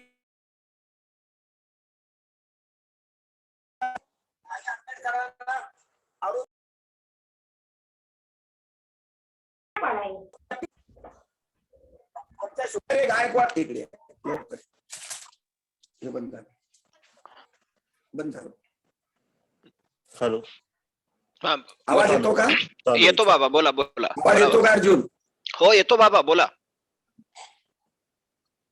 ज्या बाबासाहेबांशी माई आंबेडकरांनी 8 वर्षाचा सुखाचा संसार केला आणि ज्या बाबासाहेबांनी माई आंबेडकरांचं योगदान एक पत्नी म्हणून असणारं त्यांच्या जीवनातलं योगदान स्पष्टपणानं ऋणासह त्यांच्या बुद्ध आणि धम्मा याच्या प्रस्तावनेच्या लेखनामध्ये स्पष्ट केलं. माई आंबेडकरांना जर आरोपीच्या पिंजऱ्यात उभं करण्याच्या संदर्भामध्ये जर लेखन होत असेल तर याला मग खऱ्या अर्थानं आंबेडकरी प्रेरणेचं साहित्य मानायचं का? बाबासाहेबांच्याच प्रेरणेनं, बाबासाहेबांच्याच कर्तृत्वाला छेद देणारं साहित्य हे जर या प्रवाहात गणलं जात असेल तर आम्हाला पुन्हा एकदा आत्मपरीक्षण आणि परीक्षण याचं परखडपणानं या भूमिका स्वीकारून दलित साहित्य प्रवाहातलं मूल्यमापन आपल्याला करण्याची गरज आहे. आत्मकथा देणारे दया पवार, सोनकांबळे, उर्मिला पवार किंवा माझ्या जन्माची चित्रकथा किंवा कोल्हाट्याचं पोर, किशोर शांताबाई काळेंची, नरेंद्र जाधवांचं आत्मकथन, भगवान इंगळेंचं आत्मकथन, कालिदास सूर्यवंशीचा अनवाणी सूर्य असे संबंध किंवा योगेंद्र मेश्रामांची माझं गाव कुठा ही कादंबरी, जळगावच्या आप भालेरावांची सुंदर अशा प्रकारची कादंबरी, सुरेश पाटोळेंची चोळी नावाची कादंबरी, नामदेव कांबळेंची साहित्य अकादमीचा पुरस्कार प्राप्त कादंबरी, उत्तम बंडू तुपेंचं साहित्य, योगीराज वाघमारे, वामन होवाळ यांच्या कथा आणि भटक्या विमुक्तामध्ये लक्ष्मण गायकवाड, लक्ष्मण माने आणि आत्ता अलीकडला आमचा निलंग्याचा कैकाडी समाजाचा आत्मचरित्र लिहिणारा विलास माने, वेदनेच्या पाऊलखुणा लिहिणारा, या सर्वांच्या जाणीवा गरिबीतून आलेल्या आहेत, दुःखातून आलेल्या आहेत आणि तरी सुद्धा त्या संबंध मांडणीवरती वेगवेगळे संदर्भ आहेत. अनेक भटके विमुक्तांनी बौद्ध धर्म स्वीकारला आणि अनेकांनी तो नाकारला. मातंग समाजाच्या अनेक लेखकांनी बौद्ध स्वीकारला, अनेकांनी हिंदू धर्मातच राहणं पसंत केलं. त्यामुळे धार्मिक आणि सांस्कृतिक एक वेगळेपणा, एक प्रकारची फूट, एक प्रकारची भेदरेषा ही कायम रावली. पण बाबासाहेबांचं महानपण हे बुद्धिस्ट नसलेले ब्राह्मणापासून ते भटक्यापर्यंत आणि आदिवासी पासून ते ग्रामीण परिसरापर्यंत सर्वजणच मानतात. तो केवळ आता शोभेचा भाग राहिलेला नाही. अत्यंत निष्ठावंतपणानं बाबासाहेबांच्या कर्तृत्वाला शरण जाणारे, समर्पित होणारे लाखो सवर्ण माणसं आहेत. माझ्यासारखा सवर्ण समाजात जन्माला आलेला तो माझा गुन्हाही नाही, माझा तो अपघाताचा विषय मी मानतो. पण बाबासाहेब आंबेडकरांच्या बहिष्कृत भारतावर मी 1987 साली PhD केली. बाबासाहेबांचं नातं हे वैचारिक आहे. माझा हक्क बाबासाहेबांवरती जातीचा नाहीये. आणि म्हणून मग मी बाबासाहेबांच्या वरती लिहिलेलं साहित्य हे दलित आहे की नाही, माझा गुन्हा नाही. मी सवर्ण समाजात जन्मणं माझा गुन्हा होऊ शकत नाही. पण बाबासाहेबांचा विचार मी आत्मसात करतोय. मग माझ्या साहित्याला तुम्ही दलित म्हणणार की म्हणणार नाहीत, हा महत्वाचा प्रश्न आहे.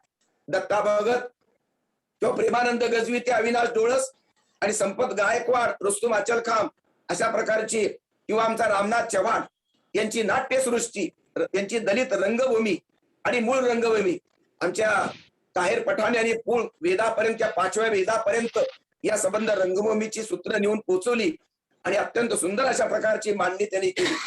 लोकसत्तेचा एक अव्वल दर्जाचा, दर्जेदार आणि अत्यंत प्रतिभा संपन्न अशा प्रकारचा पत्रकार, ज्यांनी मुख्यमंत्र्याचं संबंध कार्यालय फडणवीसांच्या काळात हलवलं, असा मधु कांबळे आता या महिन्यामध्ये 23 तारखेला समतेशी करार नावाचं एक वैचारिक त्यांनी पुस्तक लिहिलं. आणि आरक्षणाचा प्रश्न किंवा अट्रॉसिटीचा कायदा हे कायम ठेवून जाती व्यवस्थेचा अंत घडू शकणार नाही. त्यामुळे त्यांनी नवीन मॉडेल दिलेले आहे.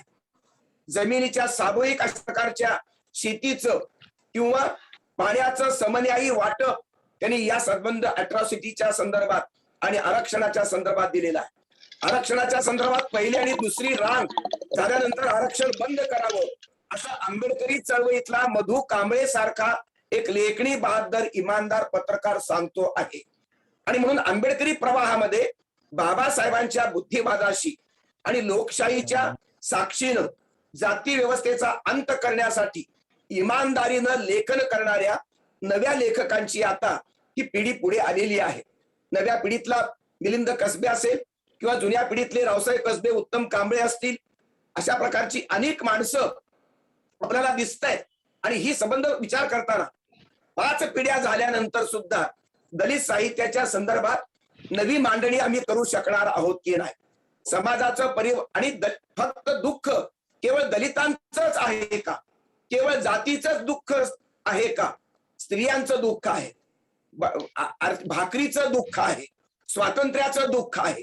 त्यामुळं दुःखाच्या अनेक तरा आहेत आणि त्या दुःखाला कुरवाळणारी, त्या दुःखाला केंद्रीभूत मानून माणूस दुःखमुक्त करण्याची भूमिका बुद्धही घेतो, महावीर घेतात, विवेकानंद घेतात, महात्मा गांधी घेतात, बाबासाहेब आंबेडकर, महात्मा फुले घेतात, बसवेश्वर घेतात, आगरकर घेतात, अनेकांनी अनेक भूमिका घेतलेली आहे. या सर्व दुःखमुक्त मानवतेच्या मानदंडांचा उपयोग आम्हाला समजून घेताना आम्हाला एकूण दलित साहित्याच्या संदर्भात आम्हाला नव्यानं आता मांडणी करण्याची गरज झालेली आहे. जुन्या जाणीवांवरती अडकून पडून दलित साहित्याची कोंडी फुटणार नाही आणि परिवर्तनाचा लढा पुढल्या टप्प्यावर जाणार नाही. बाबासाहेबांच्या जयघोषामध्ये, राजकीय दुकानदारीमध्ये, उजव्या प्रवाहामध्ये आणि डाव्या प्रवाहात दोन्हीकडे जर जयघोष चालू असेल तर मग बाबासाहेबांचे खरे अनुयायी कोण आहेत? बाबासाहेबांच्या एकूण कर्तृत्वाला पचवून घेऊन नव आंबेडकरवादी भूमिकेतून गांधींचं महात्म्य पण पचवून घेण्याची गरज आहे की नाही?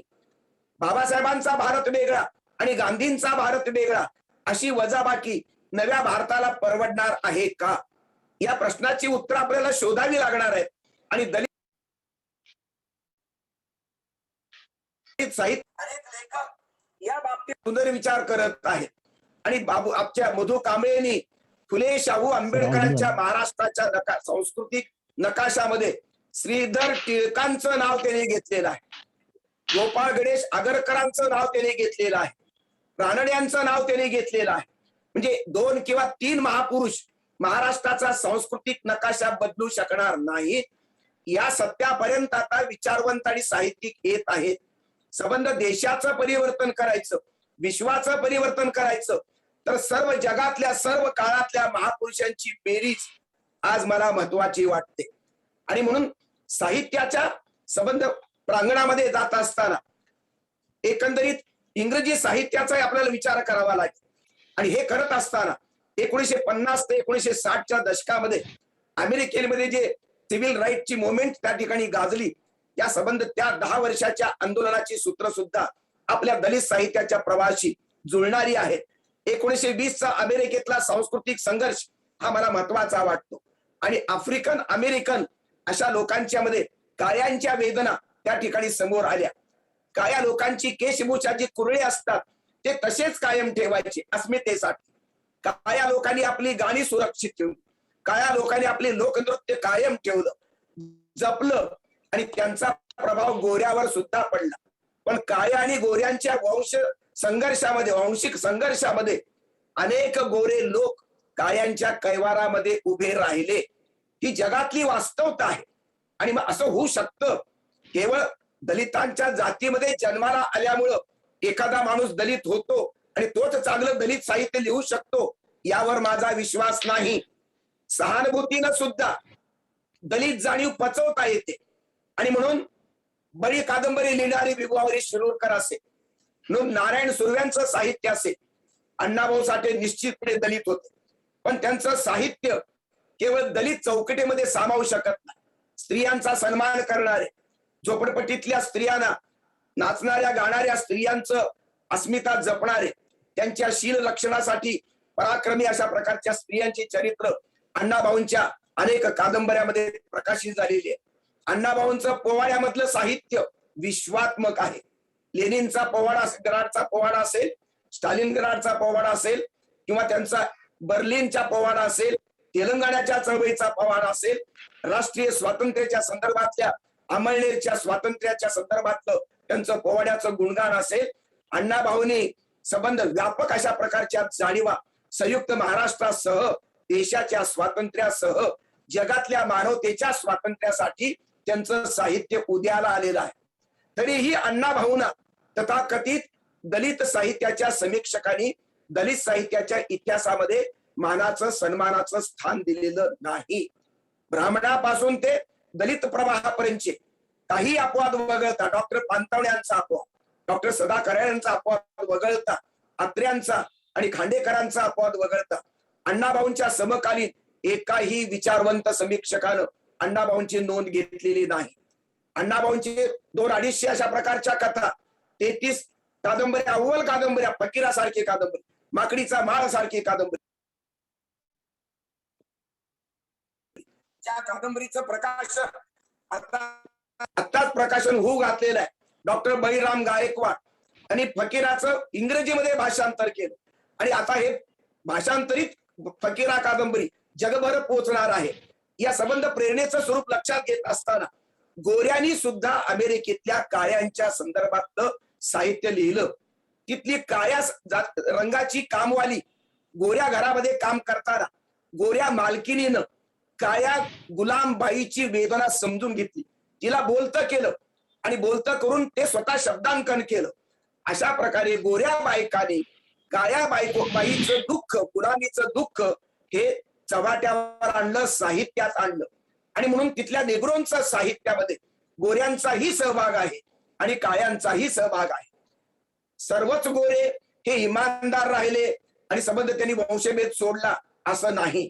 आणि म्हणून भारतामध्ये सुद्धा जाती व्यवस्थेच्या संदर्भामध्ये अनेक सवर्णांनी अस्पृश्यतेचं निवारण करण्यासाठी पुढाकार घेतला. त्यामधला गांधीतला महात्मा आहे. पण गांधी आणि बाबासाहेबांचा जो काही तात्कालिक संघर्ष झाला त्याला निर्णायक कायमचं रूप देण्याचं सांस्कृतिक पाप या देशामध्ये घडलं. आणि मग गांधींचा प्रभाव वेगळा आणि बाबासाहेबांचा प्रभाव वेगळा अशा प्रकारची संकुचित वजाबाकी आणि अशा प्रकारची भांडणं लावणारी प्रवृत्ती या देशात निर्माण झाली. त्यामुळे साहित्य चळवळीचं नुकसान झालं, समाज चळवळीचं नुकसान झालं आणि देशाचंही नुकसान होत आहे. दोघांचा भारत एक भारत आहे आणि अशा प्रकारच्या संवादाच्या जागा भरपूर आहेत बाबासाहेबांमध्ये आणि गांधींमध्ये. त्याचबरोबर कृष्णा कांबळेंनी आपल्या आईला बोलतं करून त्यांनी सुद्धा या ठिकाणी तिची कहाणी ती आपल्या शब्दामध्ये सांगण्याचा प्रयत्न केला.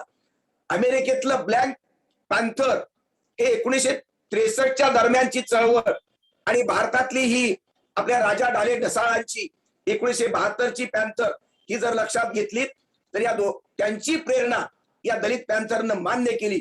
जाहीरनाम्यामध्ये त्याचे उल्लेख जरूर आहेत. अरविंद वानखेडे नावाच्या माणसानं पीएचडी केली या वंशवादाच्या विरोधामध्ये आणि त्याची संबंध मांडणी 1970च्या सुमारामध्ये तुलनात्मक अभ्यास म्हणून भारतामध्ये आल्यानंतर त्यांनी केलेली आहे. भारतीय दलित साहित्याचं जगातल्या इंग्रजीमध्ये घेऊन जाण्याचं काम अत्यंत पवित्र आणि मोठं अशा प्रकारचं काम एलिनॉर झिलियट आणि डॉक्टर गेल अमवेट या 2 अमेरिकन महिलांनी केलेलं आहे.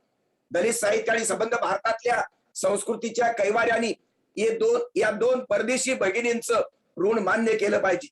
गेल अमवेट तर भारताच्या भूमीशी इथल्या संस्कृतीची एकरूप झाली. तिने बहुजन समाजातल्या ब्राह्मणेतर चळवळीचं वर्णन आणि विश्लेषण सुंदर संशोधनामध्ये केलं. त्याचबरोबर त्यांच्या संपर्कात जे लेखक आले विशेषतः दलित साहित्य प्रवाहातले, मग ते अर्जुन डांगळे असतील, शरणकुमार लिंबाळे असेल, राजा ढाले किंवा नामदेव ढसाळ असतील, या सर्वांचं साहित्य हे त्यांच्यामुळे इंग्रजीमध्ये गेलेलं आहे संपर्कात. पण एवढेच दलित साहित्य श्रेष्ठ आहेत किंवा तेवढेच दलित साहित्यिक आहेत असं मानण्याची गरज नाही. वसंत मून सारखा आंबेडकरी चळवळीतला एक मूलभूत अशा प्रकारचा संशोधक माणूस, त्यांचंही साहित्य निश्चितपणानं हे इंग्रजीमध्ये जगभर पोहोचलेलं आहे. त्याच R.K. नारायण सारखा स्वातंत्र्य काळातला प्रतिभा संपन्न लेखक यांनी दलितांचं चित्रण केलेलं आहे आणि हे चित्रण करत असताना अत्यंत सुंदर शैलीमध्ये, पण तो सवर्ण जातीतला आहे. माझ्या माहितीप्रमाणे R.K. नारायण ब्राह्मण आहे. आता ब्राह्मणांनी दलितांचं चित्रण जर आपल्या साहित्यातून केलं तर त्याला दलित साहित्य मानायचे की नाही? बहुसंख्य लोक मानायला तयार नाहीत. पण ही भूमिका पुन्हा एकदा आपल्याला तपासून घेतली पाहिजे. अरुंधती रॉय यांनी बाबासाहेब आंबेडकरांचं अनिहिलेशन ऑफ कास्ट ह्याच्या आवृत्त्या संपल्या म्हणून तिनं तिच्या पुढाकारानं नवीन आवृत्ती काढली आणि स्वतःची प्रस्तावना बाबासाहेबांच्या त्या पुस्तकाला दिली. त्या बाबतीमध्ये प्रचंड गदारोळ दिला. ही नवी आवृत्ती वादामध्ये सापडली. याचं कारण अरुंधती राय ह्या उच्चवर्णीय असल्याचा आहे. उच्चवर्णीय जन्माला येणं हा तिचा किंवा त्याचा दोष असू शकत नाही. मेंदूमध्ये जर जाणवं कायम असेल तर तो ब्राह्मण्यग्रस्त असतो आणि हा मेंदू हा ब्राह्मणाचाही ब्राह्मण्यग्रस्त असू शकतो आणि ब्राह्मणेतराचा किंवा दलिताचाही मेंदू जातीवादी असू शकतो. ज्याचा मेंदू जातीग्रस्त आहे तो ब्राह्मण्यग्रस्त असतो. त्याच्या विरुद्ध दलित साहित्याची भूमिका आहे, बाबासाहेबांची भूमिका आहे. दुसरी गोष्ट, या ठिकाणी आणखी काही संदर्भ आहेत आणि ते मला महत्वाचे वाटत आहे. नयनतारा सहगल ही सुद्धा कमला मार्केंडेय शोषितांच्या संदर्भामध्ये यांनी साहित्य, इंग्रजी साहित्य लिहिलेलं आहे. गाळण्यातील अमृत असा त्याचा मराठी अर्थ या कलाकृतीचा होऊ शकतो. अनिता देसाई ही अलीकडल्या स्वातंत्र्याच्या नंतरच्या संदर्भातली शशी देशपांडे सारखा लेखक, हे सवर्ण आहेत पण तरीही त्यांनी दलितांच्या जाणीवा आणि त्याचे संबंध वेदना आपल्या साहित्यातून मांडण्याचा प्रयत्न केला. पण एकंदरीत ग्रामीण साहित्य, प्रादेशिक साहित्य इंग्रजी भाषेमध्ये निदान भारताच्या नकाशात तरी मला फारसं आढळत नाही. इंग्रजीचा माझा अभ्यास फार तज्ञ म्हणून नाही, पण जे त्रोटक सूत्र माझ्या लक्षात आलेली आहे तो ग्रामीण साहित्याचा दुष्काळ आहे. आणि दलित साहित्य ज्याला ओरिजिनल म्हणतो याचं कारण इंग्रजी जाणणारा दलित सुशिक्षित प्रतिभावंत हे फारशी या साहित्याच्या मध्ये अजून प्रवाहात आलेले नाही. ते पुढे येऊ शकतात. म्हणून जे काही दलित साहित्यिक आहेत, मग तुमचे आपल्या मराठीतले असतील अण्णाभाऊ साठेंचं अनुवादित साहित्य, लिंबाळेचं अनुवादित साहित्य किंवा तुमच्या अर्जुन डांगळेंचं अनुवादित साहित्य, हे भाषांतरित साहित्य हेच आता इंग्रजीचं दलित साहित्य म्हणून ते प्रोजेक्ट झालेला आहे. आणि ही उणीव खरं तर इंग्रजी प्रतिभावंतांनी ही दूर केली पाहिजे. आणि म्हणून तर या सेमिनारचा एक चांगला उपयोग आणि प्रेरणा म्हणून या देशातल्या प्रतिभावंतांनी दलित एखाद्या दलित साहित्यिकडून मान्यता मिळो की न मिळो, कोणाच्या सर्टिफिकेटवर प्रतिभावंतांच्या प्रतिभा जगत नसतात.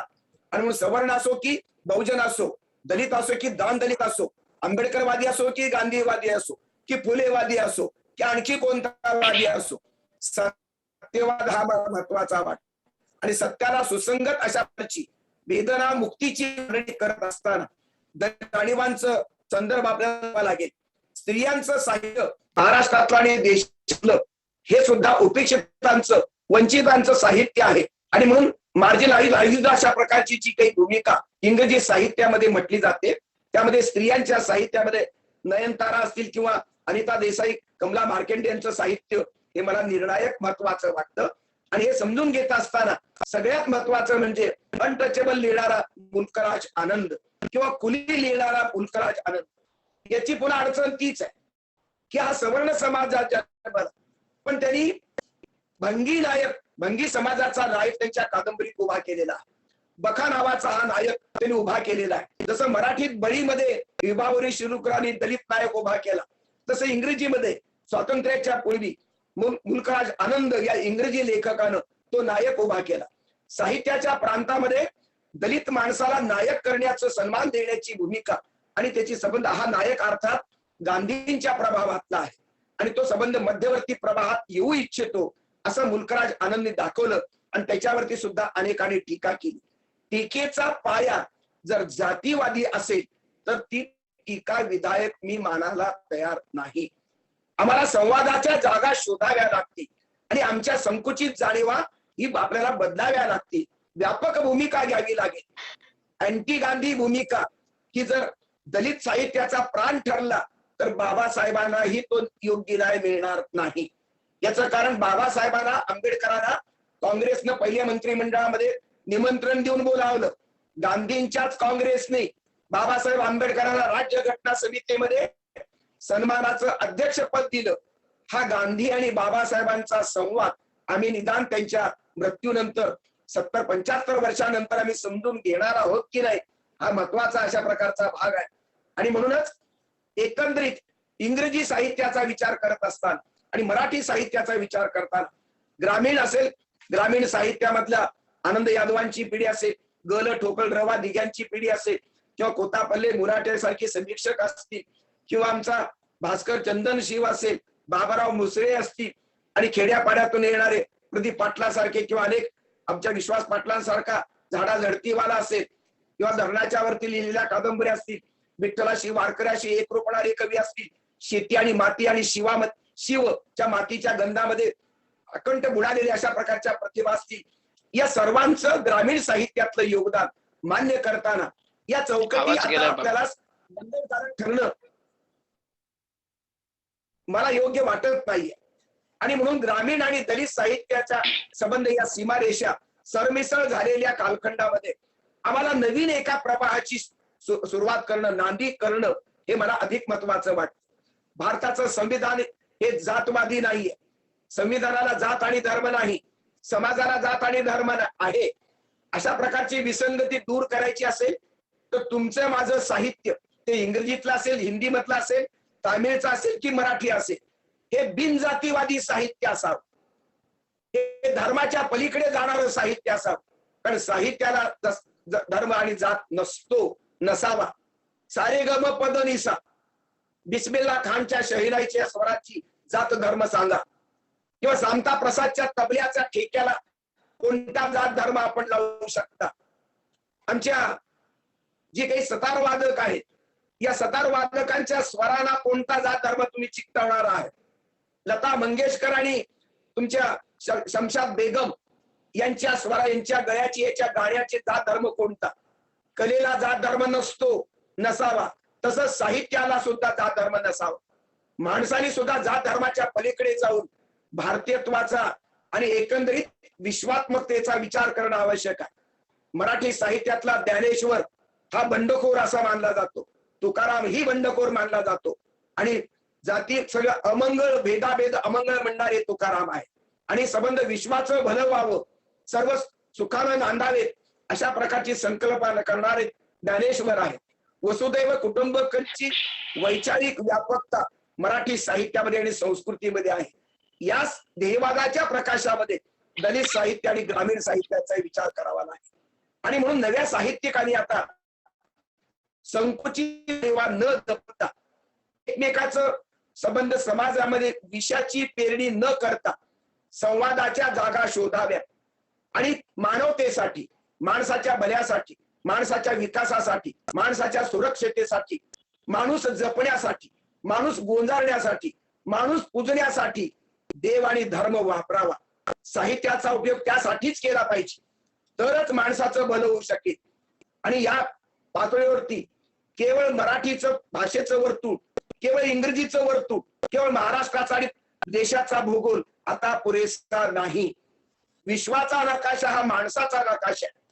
या माणसाच्या दुःख मुक्तीचा विचार तुम्हाला आम्हाला करणं भाग आहे. आणि साहित्याचा ध्येयवाद हा गाभ्यातला ध्येयवाद फक्त आणि फक्त दुःख मुक्तीचा आहे.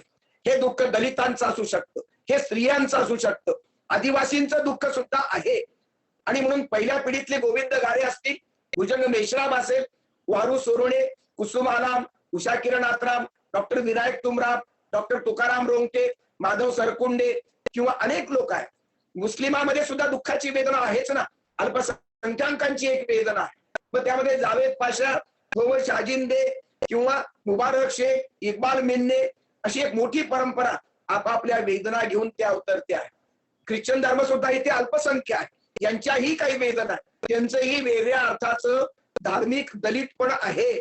फादर दिब्रिट होते, सिसिला कारवालो किंवा अशोक आंग्रे यांच्यापर्यंत, किंवा खंडागळे किंवा जॉन गोन्साविस, फादर कोरिया, अशा अनेकांचं साहित्य जे मराठी मधलं आहे, फ्रान्सिस तुमच्या स्टीफन पासून ते फादर दिब्रिटो पर्यंतचं साहित्य, हे सुद्धा मराठीमध्ये योगदान देणार, व्यापक मानवतेला कुरवाळणारं साहित्य.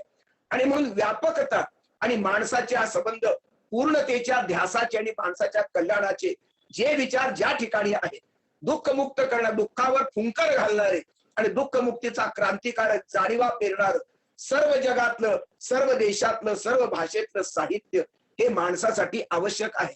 आम्हाला आता संकुचित जाणीवा सोडाव्या लागतील आणि नवा विचार, नवीन समीक्षा पद्धती, येवादाच्या अंगानं जाणारी, सेक्युलरिझमच्या अंगानं जाणारी, धर्मनिरपेक्ष समीक्षा पद्धती आणि धर्मनिरपेक्ष साहित्यिकाची भूमिका भारतीय संविधानाच्या प्रकाशामध्ये नव्या लेखकांनी, नव्या समीक्षकांनी, नव्या नायकांनी आणि विचारवंतांनी पचवण्याची गरज आहे.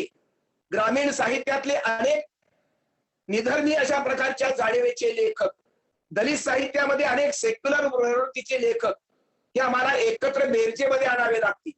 आता या जुन्या सगळ्या ज्या बंदी आहेत, एकमेकांचे कंपाऊंड बंद अशा प्रकारचे साहित्याचे जे प्रकार अभ्यासाच्या सोयीसाठी केले गेले आणि त्या वेगळ्या चुली होऊन बसल्या. ग्रामीणांची अस्मिता जर दलितांच्या साहित्याच्या अस्मितेविरुद्ध जर पेटली, तर मग नवीन वर्ण व्यवस्था संस्कृतीमध्ये आणि साहित्यामध्ये निर्माण करण्याचं पाप मराठी किंवा इंग्रजी साहित्यिकाकडून केलं जातंय का, या बाबतीमध्ये आपल्याला खोलवर विचार करावा लागेल. आणि संविधान जातीचं, धर्माचं विष पेरायला तुम्हाला मला परवानगी देत नाही. युनोचा जाहीरनामा सर्व माणसांना समान लेखतो. त्याला वंशभेद मान्य नाही, धर्मभेद मान्य नाही, पंथ आणि जातभेद मान्य नाही, भाषाभेद मान्य नाही, देशभेद ही युनोच्या जाहीरनाम्याला मान्य नाही. अशा व्यापक प्रवृत्तीचा नवा विश्व मानव, नव विश्व साहित्य आणि नवा माणूस, विज्ञानिष्ठ माणूस, युनोच्या जाहीरनाम्याच्या चौकटीत बसणारा माणूस, भारतीय संविधानाला सुसंगत असणारं नागरिकत्व आम्हाला साहित्य आणि संस्कृतीच्या संस्कारातून हे आम्हाला जन्माला घालावं लागेल. त्यासाठी अशा प्रकारच्या या वेबिनारच्या माध्यमातून नवीन जाणीव आणि नवीन विचार जर पेरले गेले, तर मला असं वाटतं की नवा वाचक, नवा समीक्षक, नवा नागरिक, नवा रसिक आणि नवे साहित्यिक जन्माला येऊ शकतील. एकाच चौकटीमध्ये आता माणसाचा विकास शक्य नाही. संकुचित चौकटी बाद केल्या पाहिजे. म्हणून येशू ख्रिस्त आणि मोहम्मद पैगंबरांची बेरीज, महावीराची आणि बुद्धाची बेरीज, आगरकर आणि आंबेडकरांची बेरीज, महात्मा फुले आणि महात्मा बसवेश्वर आणि महात्मा गांधींची बेरीज, विवेकानंदांची आणि दीनदयाळ उपाध्यायांची बेरीज, सुभाषचंद्रांची आणि पटेलांची बेरीज, नेहरूंची आणि बाबासाहेबांची बेरीज, बेरजेचं समाजकारण, बेरजेचं साहित्यकारण आम्ही स्वीकारलं तरच नवा भारत आणि नवं विश्व निर्माण करण्याची क्षमता आम्ही सिद्ध करू.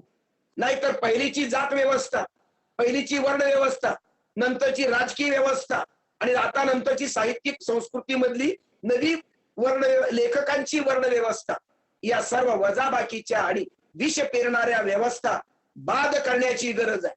खरं साहित्य विष पेरणारं नसतं.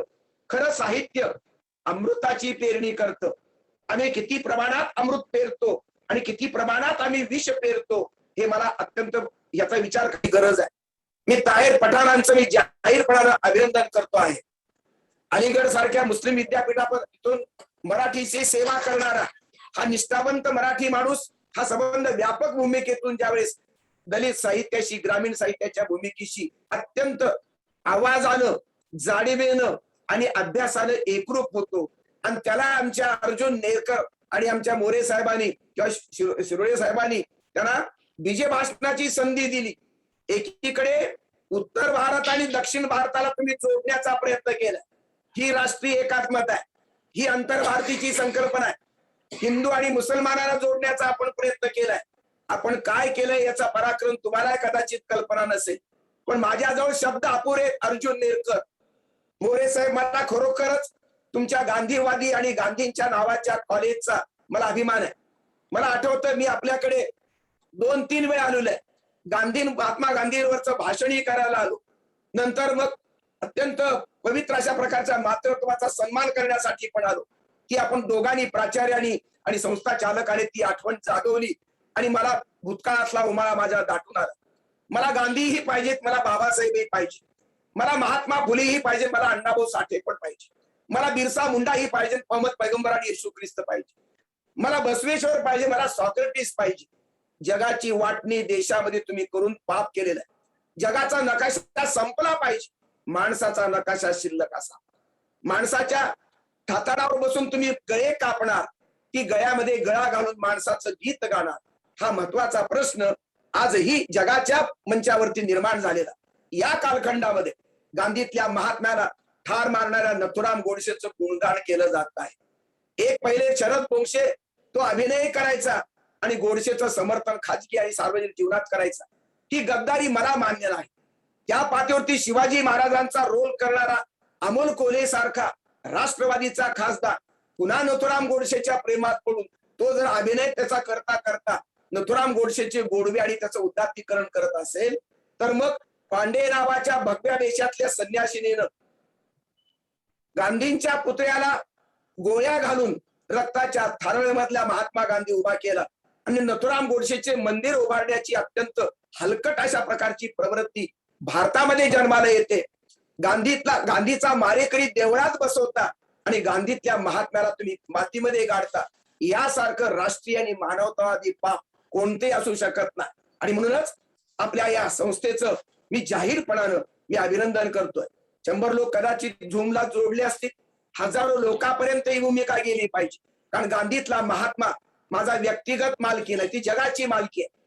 महावीराच्या अहिंसेच्या परंपरेमधला आणि बुद्धाच्या अहिंसेचा जप करणारा हा गांधी आहे. या गांधींच्या महात्मेपणाला अख्खं जग मानतं. सॉक्रेटिस मानतो, नेल्सन मंडेला मानतात, मार्टिन ल्युथर किंग सुद्धा मानतात.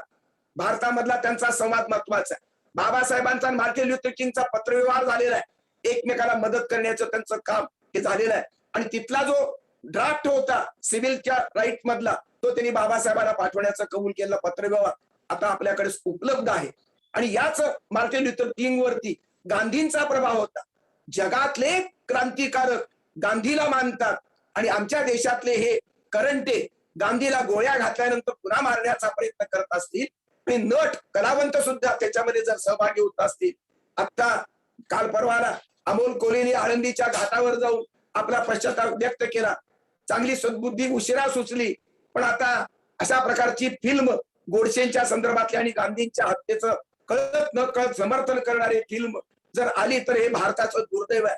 विचार स्वातंत्र्याच्या पातळीवरती वाटेल ती विकृती रुजवण्याचं काम जर या देशात घडत असेल तर मानवतेला वाचवणार कोण? युद्धात पासून 3ऱ्या महायुद्धापासून संबंध 700 कोटी जनता जर वाचवायची असेल तर बुद्ध, महावीर आणि गांधींची बेरीज आपल्याला करावी लागेल.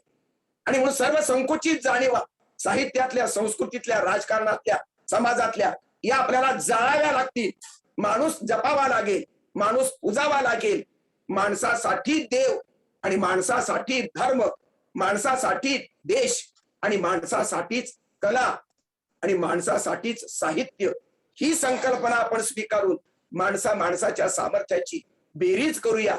या पातळीवरती या सेमिनारचं उद्घाटन झालं असं जाहीर करताना मी आनंदानं महात्मा गांधी विद्या मंदिराच्या सर्व कारभाऱ्यांना, सर्व संस्था चालकांना, आमचे सन्माननीय आदरणीय परम आदरणीय अभ्यासू सामाजिक जाणीवेचे मोरे साहेब असतील किंवा प्राचार्य शिरोळे असतील किंवा विभाग प्रमुख तुमचे काय पाटील आणि वानखेडे असतील किंवा आमचा अत्यंत आवडता विद्यार्थी, मला कधी नव्हे त्या अर्जुनच्या या संबंध ऍक्टिव्हिटीचा आणि त्याच्या उपक्रमाचा मला अधिक धन्यता वाटते, अभिमान वाटतो अर्जुन मला की माझा कधी काळचा विद्यार्थी गांधींच्या ध्येयवादाला आपल्या आयुष्यात उतरवताना इतक्या सुंदर अशा प्रकारची तो मांडणी करतो.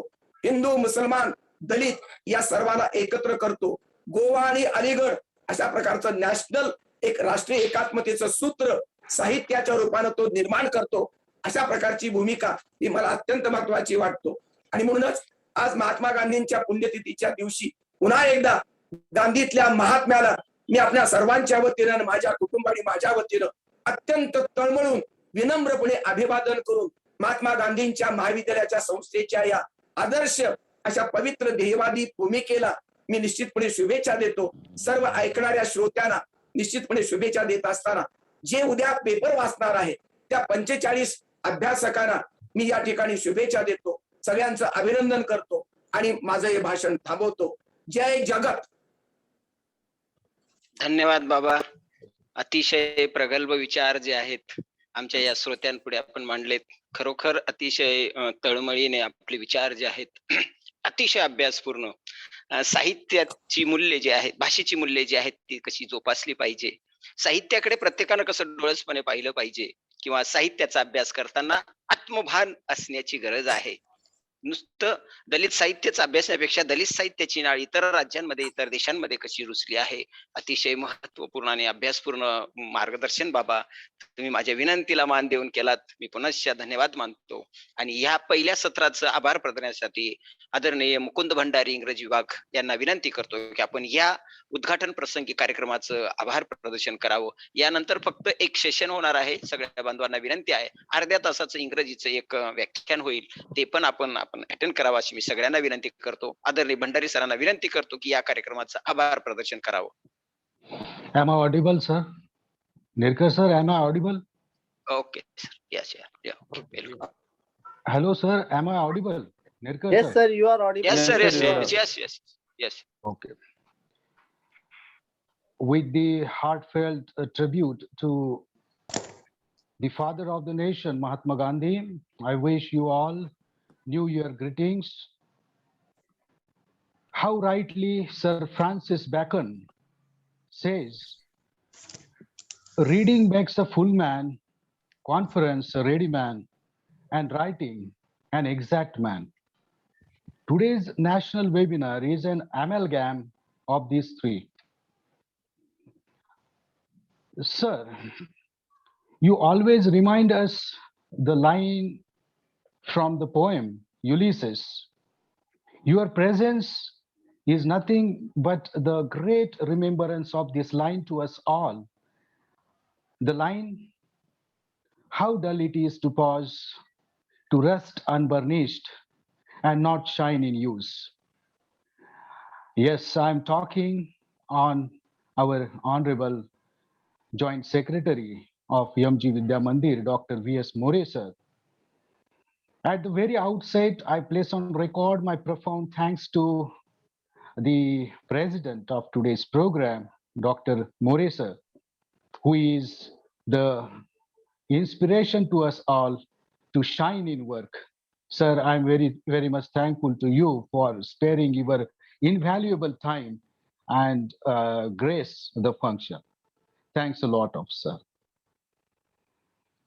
Then I very well realized the line again from the same poem. At the very end, the poet writes, to find, to seek, to strive, and not to yield. The chief guest of today's program, Dr. Mrunal Bharadwaj, Madam, Dean Humanities, M.G. Vidya Mandir, Nasik. He's always reminding us this line and just try to further our work and the need to strive to do something new. My profound thanks are due to you, ma'am, for bestowing grace to this occasion. I am very much thankful to you.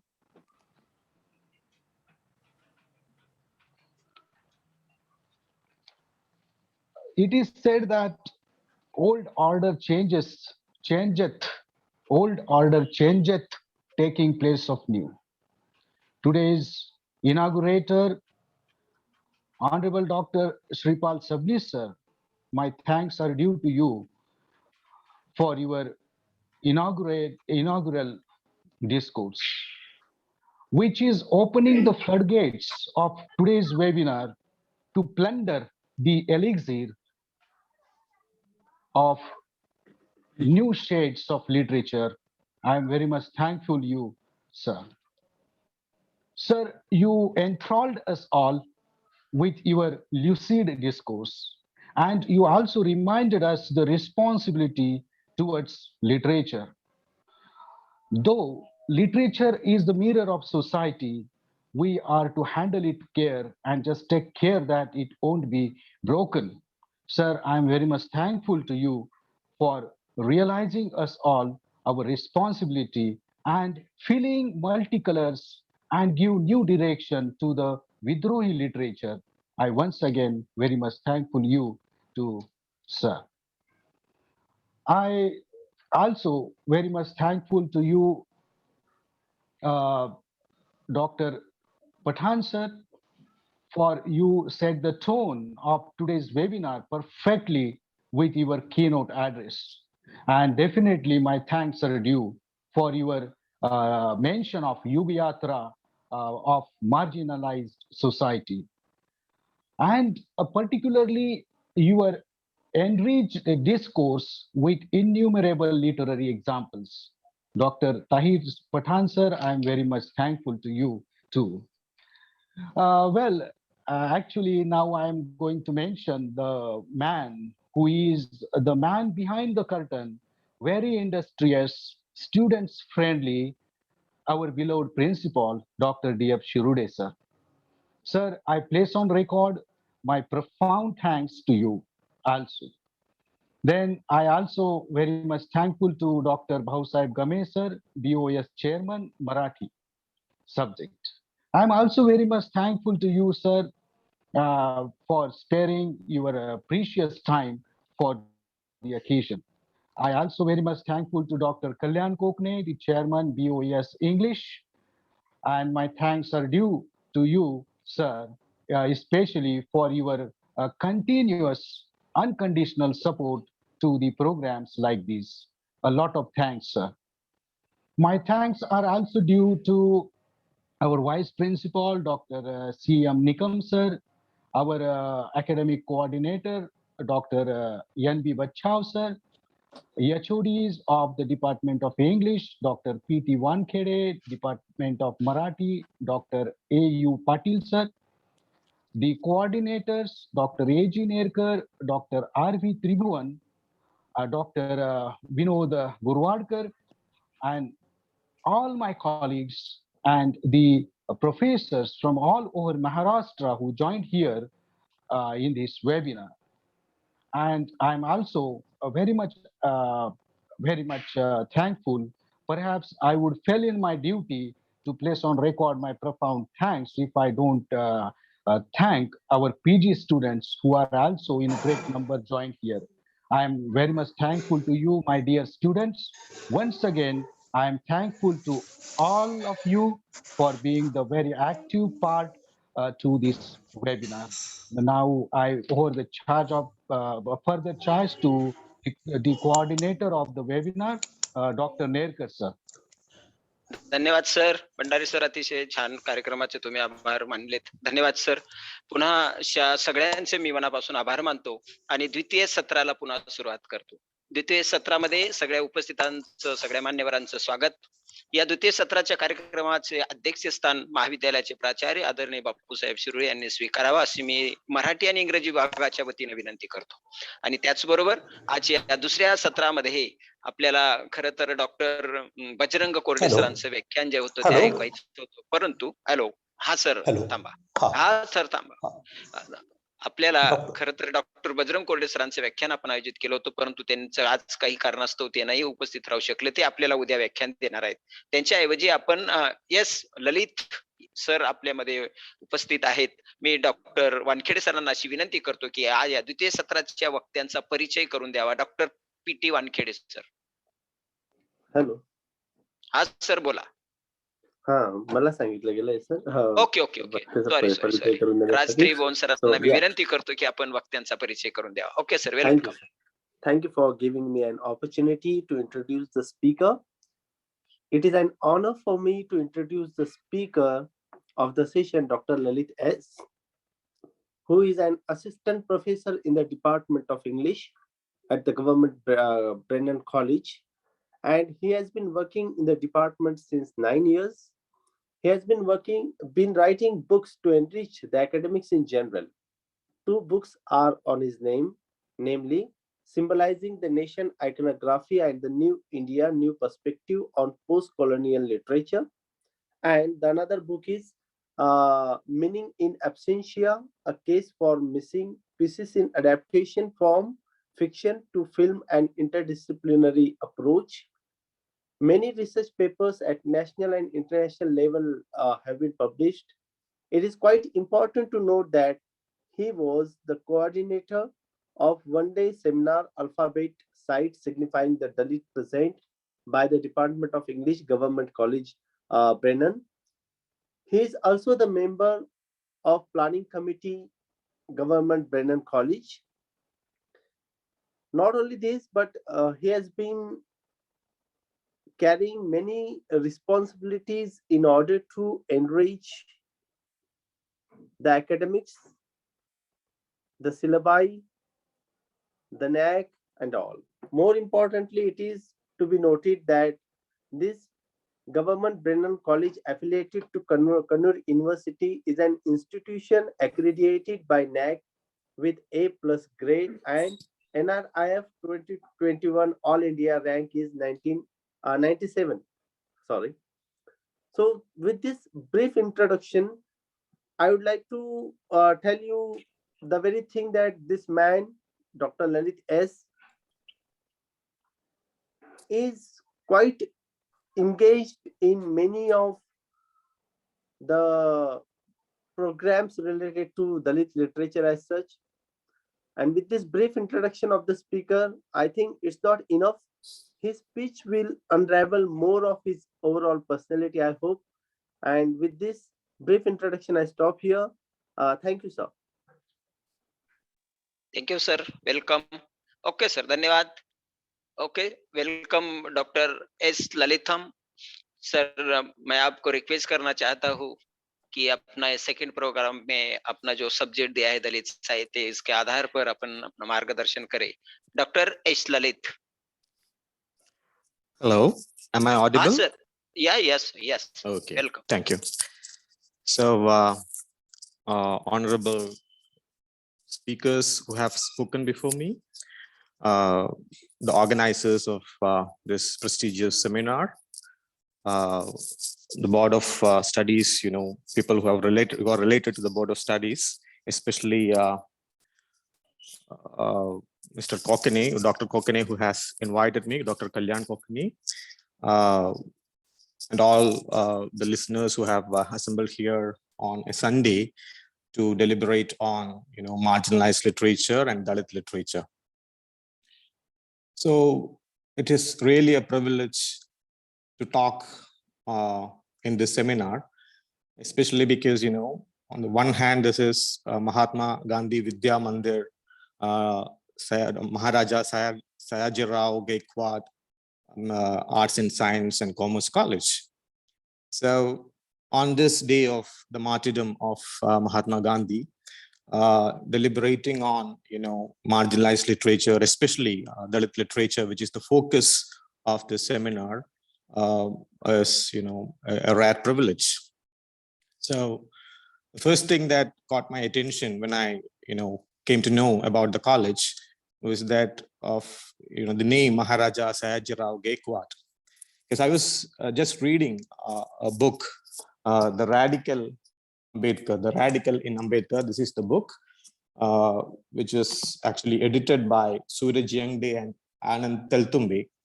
And in this book, I found a mention about Maharaja Sayajirao Gaikwad. So I came to know that he had introduced the American education system after his visit to the US in 1893.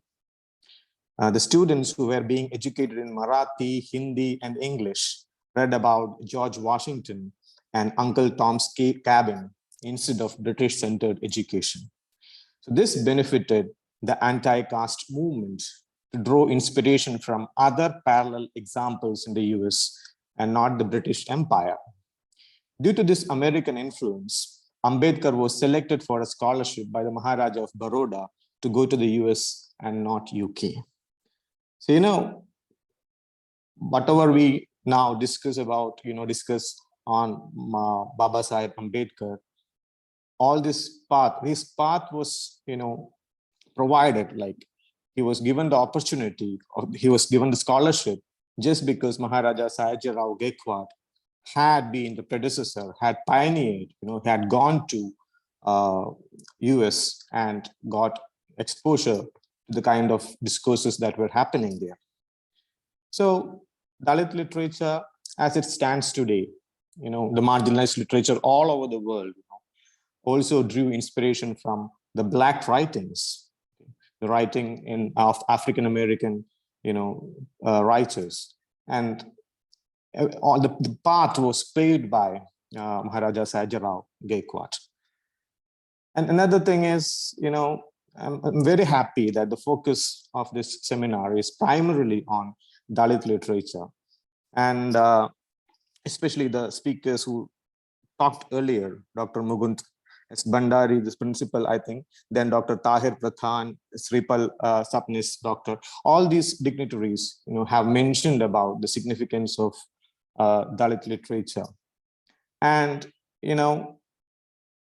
this focus on Dalit literature, when you compare the Black writings, the African-American writings, and the situation of African-American slaves to the situation of Dalits in India, what you come to realize is that the African-Americans didn't have this practice of untouchability, means African-Americans in relation to the slave masters there, the white people, they had access to the white masters. Whereas in India, we are talking about a system, a caste system, hundreds, thousands of years old practice where, there is no kind of accessibility to people belonging to Savarna castes and Savarna religions.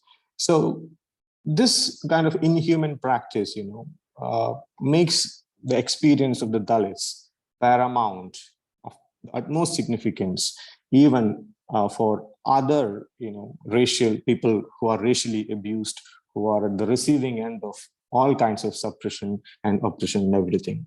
So the world at large has a lot to draw from the struggles of the Dalits in India, whereas people like Mahatma Phule also drew inspiration from the Black struggles. Ambedkar himself actually wrote to W.E.B. Du Bois and all. When he corresponded with them, he also drew inspiration from their discourses. So today, the 30th of January, being the 30th of January, we have just passed the 26th of January when the Republic Day was celebrated. And all the discussion nowadays is on our Constitution. And, we all nowadays talk about, when we talk about Ambedkar, we say that he's, the father of the Constitution. But the problem is the sole responsibility of, framing the Constitution. He was, of course, the chairman of the drafting committee, but the sole responsibility of the Constitution nowadays is thrust on him to such an extent that the responsibility of, upholding the constitutional values has come squarely on the shoulders of Dalits, so that, whatever the Constitution has done and whatever it is doing for our country, every good thing will have, some kind of drawbacks and all that. So these drawbacks also have been thrust on the shoulders of Dalits. So when I discuss these things, when the topic was given to me as marginalized literature, what struck me most was the fact that Ambedkar is not a serious subject of study in our universities.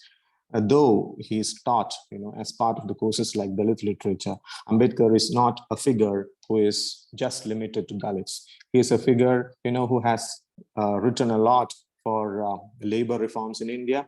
He is a figure who has written a lot on, Hindu women, because the Hindu Code Bill was proposed by him for the progress for the deliverance of Hindu women from the patriarchal folds and all that. So when you discuss these things, the caste, class, gender, race, all these are parameters which make people marginalized, which, means in a way, it's about sabotage, it's all the plans of people to thrive in society, to have equal justice and human treatment.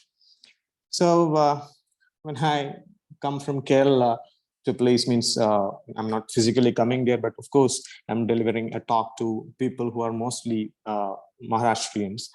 I feel like, okay, I'm talking about, marginalized Dalit literature. It is like carrying coal to Newcastle, because Maharashtra, Maratha, the language, is replete with a lot of significance for Dalit studies. When you talk about Phule or Savitri Bai or Namdeo Desai, all these are people who are revered, in Dalit circles, and every one of them, most of them had their origin in Maharashtra. So the land of Phule, the land of Savitri Bai, and all that. But when you talk of marginality, there is also a name that comes to my mind, Fatima Sheikh. I don't know. I know that most of you would be familiar with the name Fatima Sheikh, the first Muslim woman teacher in India who assisted Savitri Bai Phule to start the school. Okay, once Phule and Savitri Bai were, thrown out of their respective households, they were given shelter by Fatima Sheikh. So there are such figures, who are, though Fatima Sheikh would be familiar with people in Maharashtra, in Kerala, like the knowledge where I am from, the knowledge of Fatima Sheikh is, only recently she is coming into the picture. So marginalization essentially is, negating the voices of people, especially the people from the subaltern classes who have been, sidelined, whose voices have been, constantly suppressed and who actually really should find their presence in the college and university syllabi. Also, a similar figure would be Jalkari Bai. I think you are also familiar with Jalkari Bai. Jalkari Bai is the Dalit woman commander of Rani Lakshmi Bai. She was of a Kauri family. Okay, she belonged to that Kauri family, the caste, and she also, should have been discussed as much as Jalkari Bai when we discuss our first war of independence and the role of people like Rani Lakshmi Bai and all that. And since I also mentioned about the Republic Day parades recently, I don't know how many of you know that the floats of Tamil Nadu and Kerala were not allowed, even Bengal were not allowed to be exhibited during the Republic Day parade. And the Tamil Nadu float, actually, later on, this float was paraded in Tamil Nadu, though it was not paraded in Delhi. And that contained a figure called Kuili. She's a Dalit fighter who fought along with the Rani of Shivaganga, Velu Nachiyar. So the tale of this Kuili is also very interesting. Velu Nachiyar, the Rani of Shivaganga, is very famous in the annals of history, but Kuili doesn't find that much of a presence. So Kuili had a resemblance with Velu Nachiyar. Means she actually threw herself as a human bomb, into the arms that were kept by the British. And this was the first, war that Indians won against British East India Company. So such narratives, such stories, such incidents from the past are always, sidelined and all that. So marginalization, in a sense, is suppressing the voice, suppressing the histories, and all these things have to be recovered from the annals of history. You have to find a voice. You have to find the voice of the marginalized from these places. They have to be taken out and put in the public domain. That is what the role of the university, the college, the campus, the syllabi makers, everything should be. So this, with this introductory remark, about marginalized and voices, especially from the Dalit background and the Muslim background and all, we'll also once again come to Gandhi's martyrdom. And I think, though I don't know Marathi that much, what I gathered from the talks of Dr. Tahir Pradhan and Dr. Sripal Sabnis is that this discussion about Gandhi and Ambedkar, the comparison, and I know that all of you are familiar with the book of Arundhati Roy, means Navayana published book of book of Ambedkar. Actually, the book is actually of Ambedkar, The Annihilation of Caste, which was introduced by Arundhati Roy. And there has been a lot of hue and cry about the right of a person like Arundhati Roy to write an introduction which is bigger than that of Ambedkar's original article. And in fact, you all know that after that, actually a book came out regarding the way this the way Arundhati Roy almost caught the limelight at the place of Ambedkar, and that book is Hatred in the Belly. This Hatred in the Belly is actually published by the Shared Mirror and Ambedkar Age Collective, and this talks about all those emerging voices of Dalits who are angst-ridden because the right representation, the right to represent themselves is denied to people, and at the cost of their self-representation, others are coming out and doing their stuff. So this is the kind of environment in which this Ambedkar Gandhi divide and is being questioned and all. So on the one hand, I also came to know that you all know that Ambedkar chose to appear in public in his coat and suit, and he appeared very modern, where Gandhiji was almost in kind of rags and all, the way he appeared in public. So Ambedkar could not afford that because he was actually representing a class of people who belong to the lowest echelons of society, who needed somebody to look forward to. They needed some kind of projection which was really inspiring and all that. So, and another thing is that we all study about Gandhi that he had been in jail for many years. He spent a lot of years in jail. Nehru spent a lot of years in jail, but Ambedkar didn't spend a lot of years in jail because he could not afford to do that, because all his time, energy, everything was needed for his scholarly work and his contribution to the world. And in fact, he was made the first law minister of India, not because of any other reservation or anything, but because he was the most fitting candidate for that post. And, you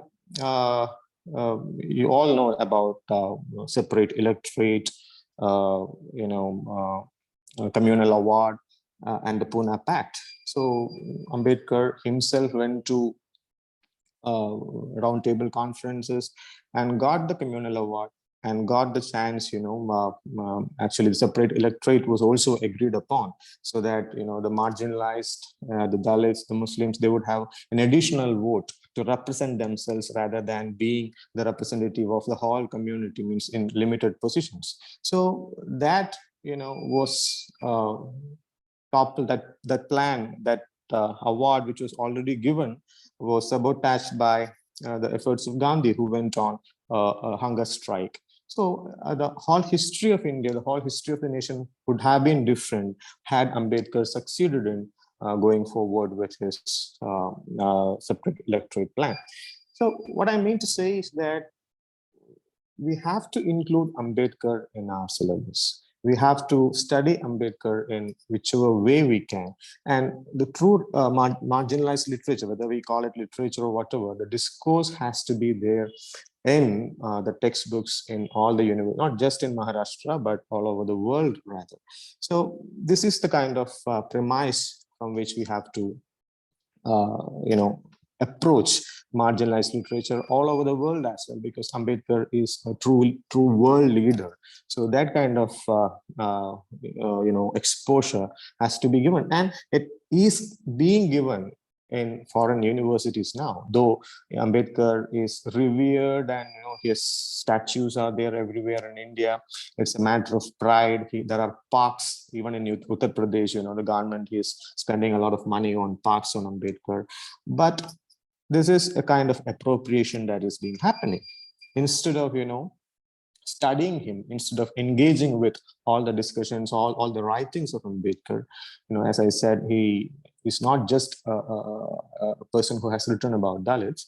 We are worshipping him, revering him, we are talking great things about him, but we are not studying him. So this is a pertinent issue that had to be addressed. But the thing is, when you look at international forums, whether it is in Yale or Harvard or Columbia where he was there, they have all started studying Ambedkar. So at the same time, we have seen statues of Gandhi being toppled and places like of Africa, because he is labeled as a racist. But against Ambedkar, we cannot have any such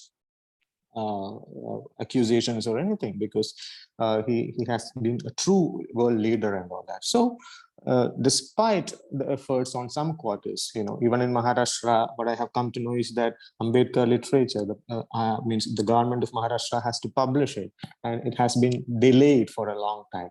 I'm not saying that Gandhi hasn't contributed a lot to non-violence and such principles and all over the world, but the thing is, Ambedkar hasn't been studied to the extent that Gandhi has been studied, where people don't know about his biography or autobiography or whatever. Like, he hasn't written any autobiography, but he's written a lot of things about himself. And of course, he has also written pieces which could even be labeled as literature, because Waiting for Visa, for example, if you read it, you come across his experiences. He was denied water. He was even though he was a child and all, he in school or even during his journey and all, he was not able to even drink a glass of water. So all these experiences should form part of the syllabus, and then only the true marginalized experiences, and how from such a position people could come out and contribute towards development and the welfare of the whole humanity can be truly portrayed.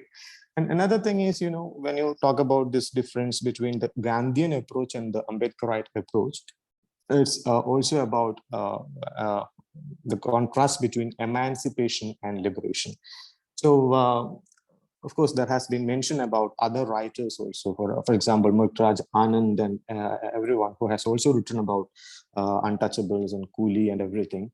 The thing is that they have, what they have done is they have all pointed at this process of emancipation. So this process of emancipation actually happens from a higher ground.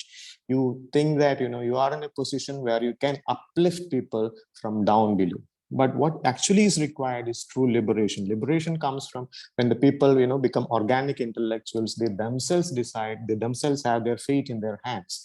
And two such stellar examples are there in literature nowadays. Not just literature, but in general discourse, because nowadays literature is also about discourses, all kinds of discourses. And what I'm pointing to are two books which have been written by Dalits. which have come in English, especially because, okay, the question of language also I would address in a short while. One book is this, Coming Out as Dalit by Yashika Dutt. I think you are familiar with this book, Coming Out as Dalit by Yashika Dutt. Another is, of course, by Suraj Yangde himself, called Caste Matters. This is the book of Suraj Yangde, which is called Caste Matters. These two books, really, are from a third generation of writers, third generation Dalit writers. You know that Dalit literature is also nowadays called as, comes under the category of fourth world literature.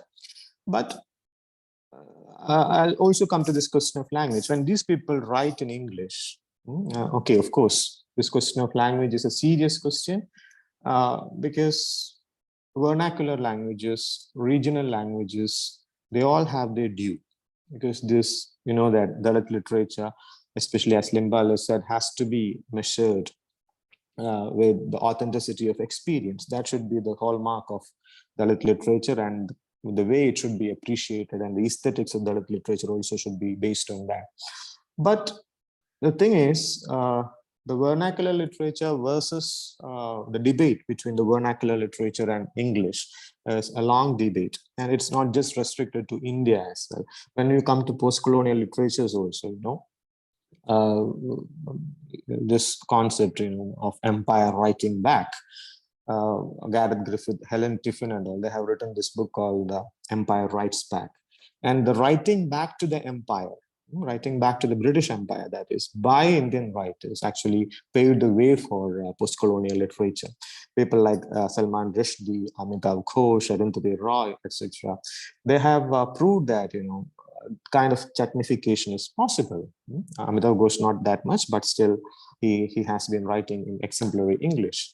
And talking of Amitav Ghosh, we could also talk about his latest book called The Nutmeg's Case, where he also talks about this resource curse. Wherever there are resources, especially in tribal belts and Adivasi belts and all the Aborigines where they are staying, these people had to be evicted from that place, and the neoliberal forces of globalization, and earlier the colonizers, especially in the nutmeg's case, what happened was that it was only an island where this nutmeg was cultivated, and the nutmeg had a lot of value. The spice nutmeg had a lot of value, and the Dutch people actually came there and annihilated. There was a kind of massacre, and almost all these colonial enterprises had a massacre,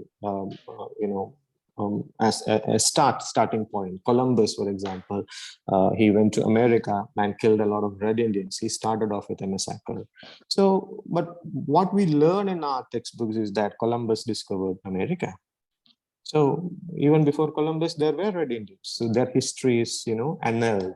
And in India, means if you ask someone who discovered India, can we say that Vasco da Gama discovered India? No, it is from the Western perspective that such thoughts can be raised. And so what I'm saying, that people like Amitav Ghosh, people like, Rushdie and even Arundhati Roy and all, they started writing back to the empire, and their English, even before that, people like Nehru, even Gandhi and V.K. Krishnamenon, when they spoke, even Krishnamenon spoke in British Parliament, even the English people were amazed that Indians could use such proficient English. So the question of language also is pertinent in the case of Africa. For example, Ngugi wa Thiong'o, I think most of the PG students would know of the Kenyan writer Ngugi wa Thiong'o. He has written an essay called Decolonizing the Mind. And Ngugi wa Thiong'o actually stopped writing in English and started writing in Gikuyu, his native language. So his justification was that, he can't be a slave to a colonizer's language. On the other hand, you also might know of Chinua Achebe, the Nigerian writer, who has written landmark works like Things Fall Apart. And Achebe, on a particular context, he said that, when you conquer the language of the conqueror, you conquer the conqueror. So you're conquering English. By conquering English, actually, you are conquering, the conquerors, means people who built empires and all that. So language has such a dual role. Language is not completely innocent or anything, but it has the potential, to liberate oneself and all that. So as important as vernacular languages are for indigenous expressions and everything, the global language called English has a universalizing tendency. It has, the capacity to take the voices of these margins to international scale, and the issues like problems faced by Dalits becomes a part of the conference in Durban because it is communicated in English. And there also the role of translation also becomes of paramount importance. So almost all the works that I told you, like all the works by Dalit writers published in Marathi, means I have access to them from in Kerala through English. So this process of communication happens only because we have a link language, a connecting language in that. So this is what makes the language question very interesting. So I was talking about the figures like Yashika Dutt, and Yashika Dutt actually wrote a memoir called Coming Out as a Dalit, and I also happen to have this book by Baburao Bagul, When I Hit My Caste. It is translated by Jerry Pinto. So I know that Baburao Bagul is a famous, a much revered presence there in Marathi as well. So on the one hand, one hides the caste, and on the other one comes out as a Dalit. When you talk about marginalized identities, you also have to talk about all these, identities like gay, lesbian, LGBTQ plus, queer presences and all that. So all these voices also, talk about lesbians coming out, gay people coming out and expressing their identity, true identity and all that. And this precise thing, what inspired people like Yashika Dutt to come out, because she actually chose a surname Dutt to hide her caste, because that is the only way she could get some kind of respect, or she was unseen. Her caste was for a time at least unseen presence in in her circles. She could get education from St. Stephen's College in Delhi, though it is of course considered as a college where only the best people like who are very proficient in English could study. Her mother's sacrifice actually helped her to overcome all these difficulties, and later on she also could go to America and study. And once she was in America, she felt that okay, there, even though racism and even caste matters there as well in the US among the Indian community, she thought that okay, it was time for her to reveal her true identity, because she was not worried about being suppressed all the time. And what prompted her coming out was also the fact that the suicide of Rohit Vemula. So when in the campus, Indian campus, a person like Rohit Vemula, sacrifices his life, and he has written a suicide note. Even the suicide note nowadays can be a matter of literature. It can be also studied because it truly portrays the plight of a Dalit person, because he says that my birth was a fatal accident. So when we all discuss about merit and reservation and all that, one thing is that it is only in the Indian constitution that a process was initiated for positive affirmation like reservation, whereas it is not there even in the US, because even in the US, the blacks have been suffering for a long time. But there, this process of positive affirmative action called reservation, nothing was there. So it was Ambedkar who, though he wanted much more than that, as separate electorate and all, he could just, claw his way for people to accept this positive affirmation practice called reservation. So what I'm saying is, this is the context. This is the context where people like Yashika Dutt, start speaking, start writing about their experiences, drawing inspiration from people like Rohit Vemula, who has written like "My birth was a fatal accident," and he also mentions in the suicide note that okay, he has this much fellowship due to him. Okay, that is also mentioned, though he doesn't attribute his death. He doesn't hold anyone responsible for his death. He still has written in his suicide note that he has not received the due of fellowship that was due to him. So Dalits on different fronts who really need the institutional support and all are denied it, and they had to sacrifice their lives in universities and colleges everywhere. So from such instances, truly liberating Dalit spirits, they get inspiration, and they write about it, and it is this work of Yashika that it draws from not just her personal memoirs, but she also researches deeply into almost all the atrocities and incidents, and the way Dalits are treated in society. And she also mentions that nowadays a new generation of Dalits have come up voicing their concerns, and even radically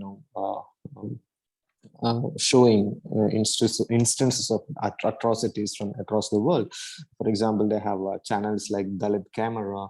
There are forums like Roundtable India, and very few.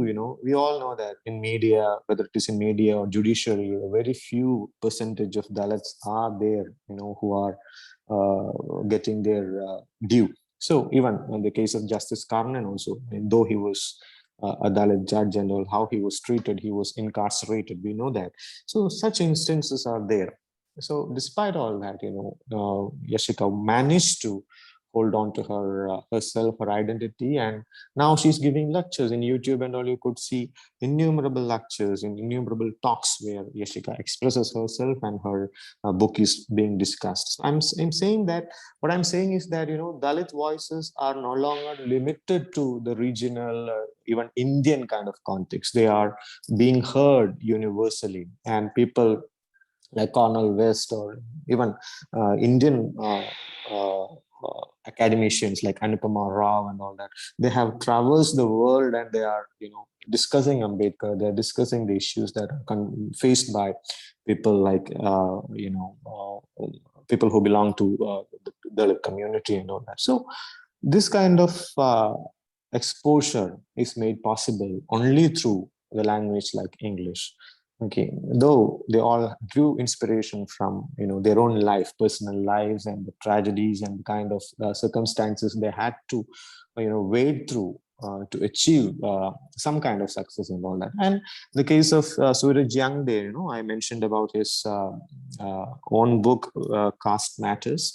And also, I also mentioned about, his edited volumes like, The Radical in Ambedkar and all that.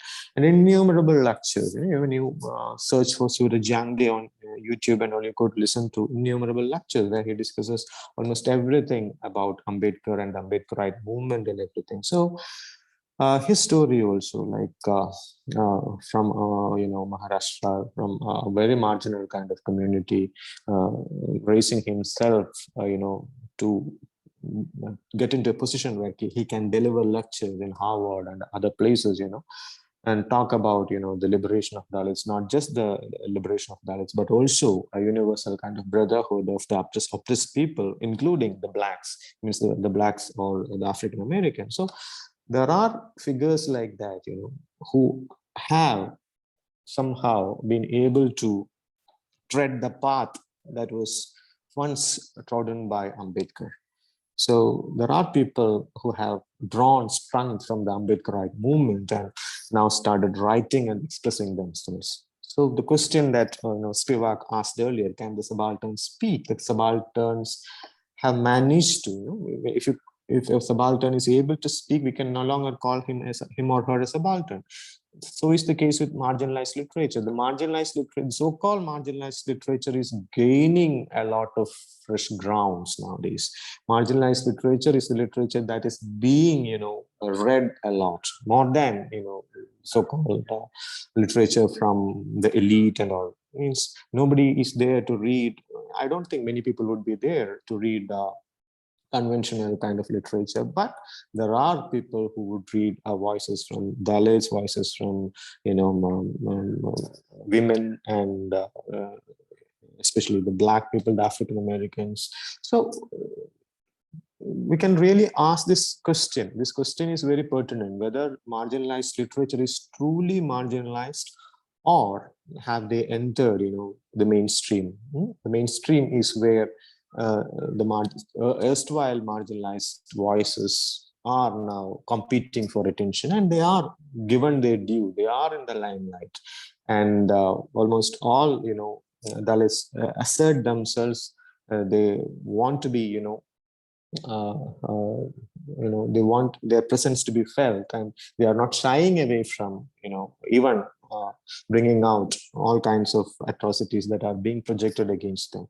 So, Ambedkar, has also, nowadays you have to also talk about, since I talked about our Republic Day and all that, how he felt about the Constitution towards the end of his life. And even in the Constitutional Assembly, he said, we must make our political democracy a social democracy as well. Political democracy cannot last unless there lies at the base of it social democracy. In politics, we will have equality, and in social and economic life, we will have inequality. We must remove this contradiction at the earliest possible moment, or else those who suffer from inequality will blow up the structure of political democracy, which this assembly has so laboriously built up. So this is the quote. This is Ambedkar himself presenting his case in the Constitutional Assembly. So social democracy is the need of the hour. Because nowadays, with elections and everything, the majority rules. Ambedkar was so much concerned about the minorities, means the voices, especially from the margins. If they are not getting their due, if he even he advocated the nationalization of property. Ambedkar is not someone who limited himself to political matter. Economics also, he was so much, that he studied in London School of Economics. So he was so much into these concerns. He wanted everyone to have a fair share, equality and equity and all was needed. That was the need of the hour. So in elections, what we see is that the emergence of a communal majority. It is not a political majority, because what drives people nowadays to vote, to exercise their franchise, is their communal, identities. So that is why in India we cannot expect in the near future any kind of justice as far as the resources are concerned, as far as the right to grow, the right for equal opportunities are, etc. are concerned. So later on, Ambedkar also says democracy in India is only a top dressing on an Indian soil, which is essentially undemocratic. So democracy is just a dressing, and society is undemocratic. This was in the interview that he gave to BBC. And he again says that we built a temple for God to come in and reside. But before the God could be installed, if the devil had taken possession of it, what else could we do but destroy the temple? So he wanted to install God in the position of, as he framed the Constitution. But what he says is that the devil himself had entered that temple. Then there is no point in, going forward with this constitutional forms, and also constitutional, rights, privileges, as long as, there is no feeling of maitri, samabhavana, or fellowship, or what we call fraternity, that the country would go to such a ruinous condition. So this Ambedkar was very much aware of even in 1953. And what we see in India today is really indicates that how much Ambedkar, how much of a visionary he was, how much he knew about the fate of the country if it falls into the hands of certain sects of people who consider religion as of paramount importance. And Ambedkar also in 1953 publicly disowned the Constitution in Parliament. He said that, sir, my friends tell me that I have made the Constitution, but I am quite prepared to say that I shall be the first person to burn it out. I do not want it. It does not suit anybody. And he says that, I was a hack. What I was asked to do, I did much against my will. So what I'm saying is that, Ambedkar himself realizing the fault lines within the constitution, and we celebrating nowadays Ambedkar as only the figure who was behind, the architect of the constitution. There is some kind of contradiction. Ambedkar, the way he read, the way he envisioned the constitution, and the way it has been used to suppress, and even nowadays people are talking about rewriting the constitution also. So this is a double-edged weapon. We have to really understand about the problems enshrined in the constitution, but still look for ways to overcome all the conflicts. So this much I would talk about Ambedkar and this Dalit literature itself. It requires a radical consciousness that seeks to interrogate and challenge the previous stereotypes of the Hindu society. So this is a quote by Dr. D.R. Nagraj. So people nowadays are very much concerned about the way Ambedkar has been manipulated, the way his ideas have been appropriated, and this can be overcome only by studying Ambedkar deeply, not just in literature courses. In almost all the spheres of knowledge, he has had an impact. So then only this expression of rage of the millions of untouchables, which Dalit literature is, according to Om Prakash Valmiki, that rage can be properly channelized for the welfare of our country. And I would also, talk a bit about intersectionality here, because this is also about marginal literatures and marginal expressions. I think you all know about intersectionality. It is the acknowledgement that everyone has their own unique experiences of discrimination and oppression. And we must consider everything and anything that can marginalize people: gender, race, class, sexual orientation, physical ability, etc. The concept of this intersectionality means people suffering at the intersections of these things, because Dalit patriarchy and Brahminism of feminist movement is very much a fact. So what we have to look at is this suffering that happens in the intersections of patriarchy and race and class, where people suffer because of these three identities or many identities. For example, if a Dalit is a lesbian or a gay, or physically challenged or mentally challenged, and all the kind of atrocities that are meted on that person would be manifold. So it is not a question just of double marginalization or triply marginalized or anything, but it is all qualitatively different. The experience of a person who is marginalized, who has to undergo a lot of torments in life, is qualitatively different in different contexts. So the person needn't be a Dalit, the person needn't be a woman, the person needn't be so-called physically challenged or a queer or anything. Everybody who suffer marginalization, who suffer oppression, have different layers of experience which are qualitatively different. And I think marginalized literature all over the world nowadays, have come to accept these realities of the layered nature of subjugation and the way to fight these kind of subjugations and all. Of course, you also would be familiar with the article written by Sharmila Rage, like Dalit women talk differently. So Dalit women's experiences are not Dalit man's experiences. When you talk about such works as Bama's Karuku and or Down South, you come through this the layers of marginalization which are different for women, different for transgenders, and different for people.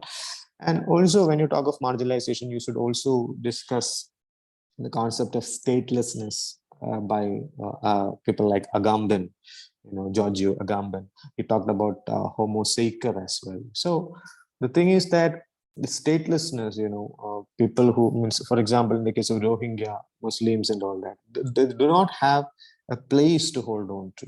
They are not part of any state machinery. We have programs like NRC happening in India.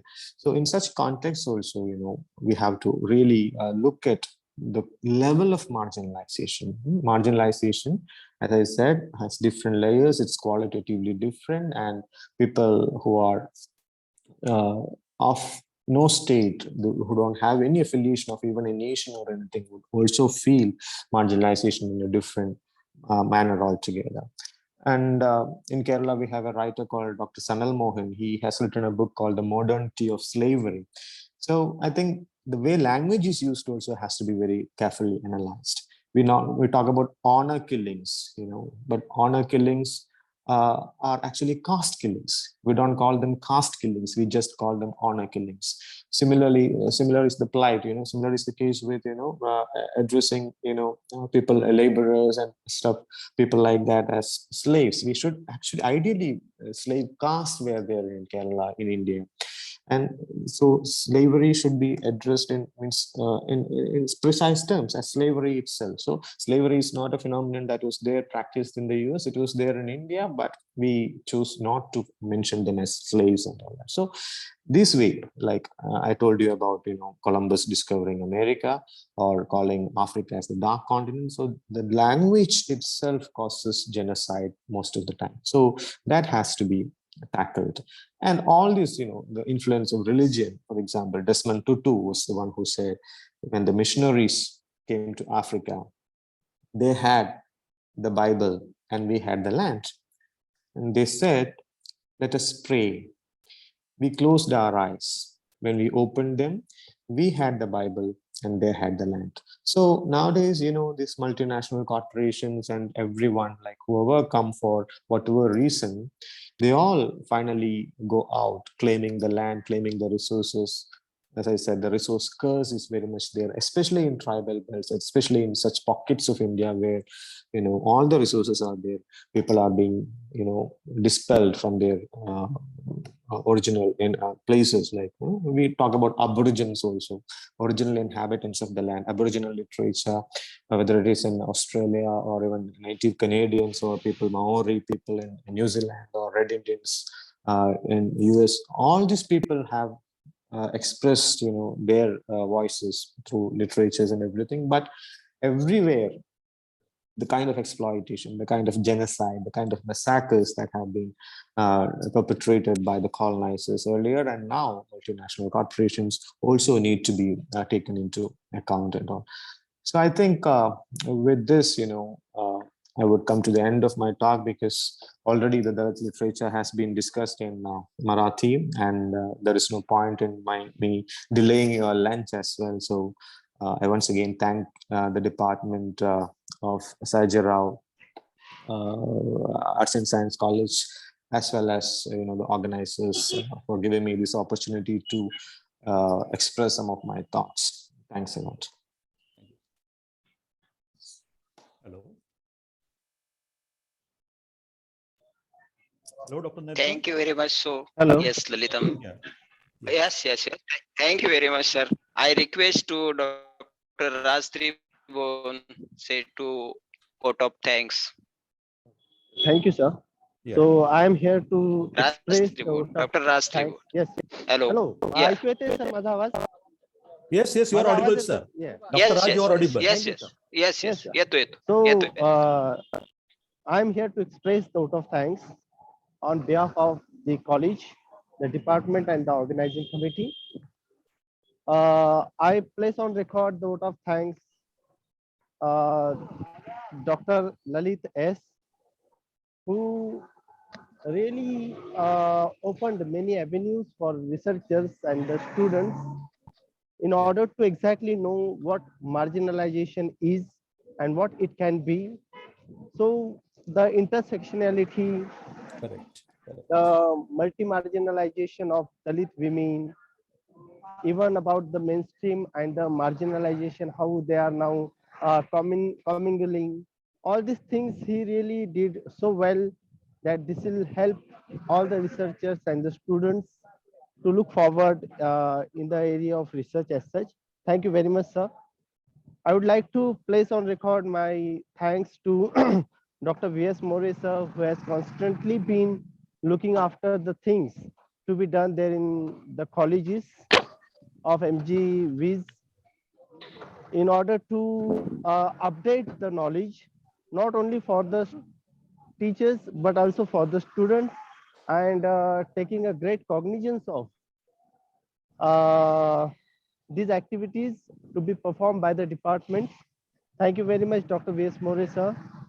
I shouldn't forget to express the vote of thanks for our dear and beloved principal, who is a man actually working behind the curtain, which was said just before some time by Mr. Bandari, sir, that a man who is looking and peeping into the matters they are performed there in the college, and every facility is being provided by him, so that we people should be updated as such. Thanks to our dear and beloved principal, Dr. D.F. Shirode, sir, Dr. Mrunal Bhardwaj, ma'am, Principal Gamesh, sir, Dr. Kalyan Kokne, who are the strong pillars of our MGV's BOS.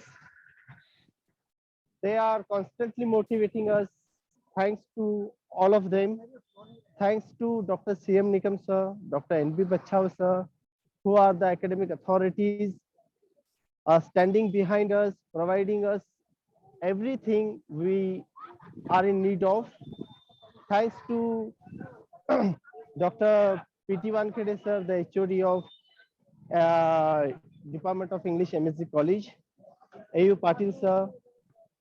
My thanks to all the participants, my colleagues, those who attended, participated in the program, sent their papers, and the first half of the seminar, they could make it quite a successful one. I shouldn't forget to express my thanks for this anchor, who is really anchored the seminar in the vast ocean of Dalit, Gramin, and marginalized literature as such, Dr. Arjun Nerkar, who really did, who carried the Herculean task of making the seminar successful one.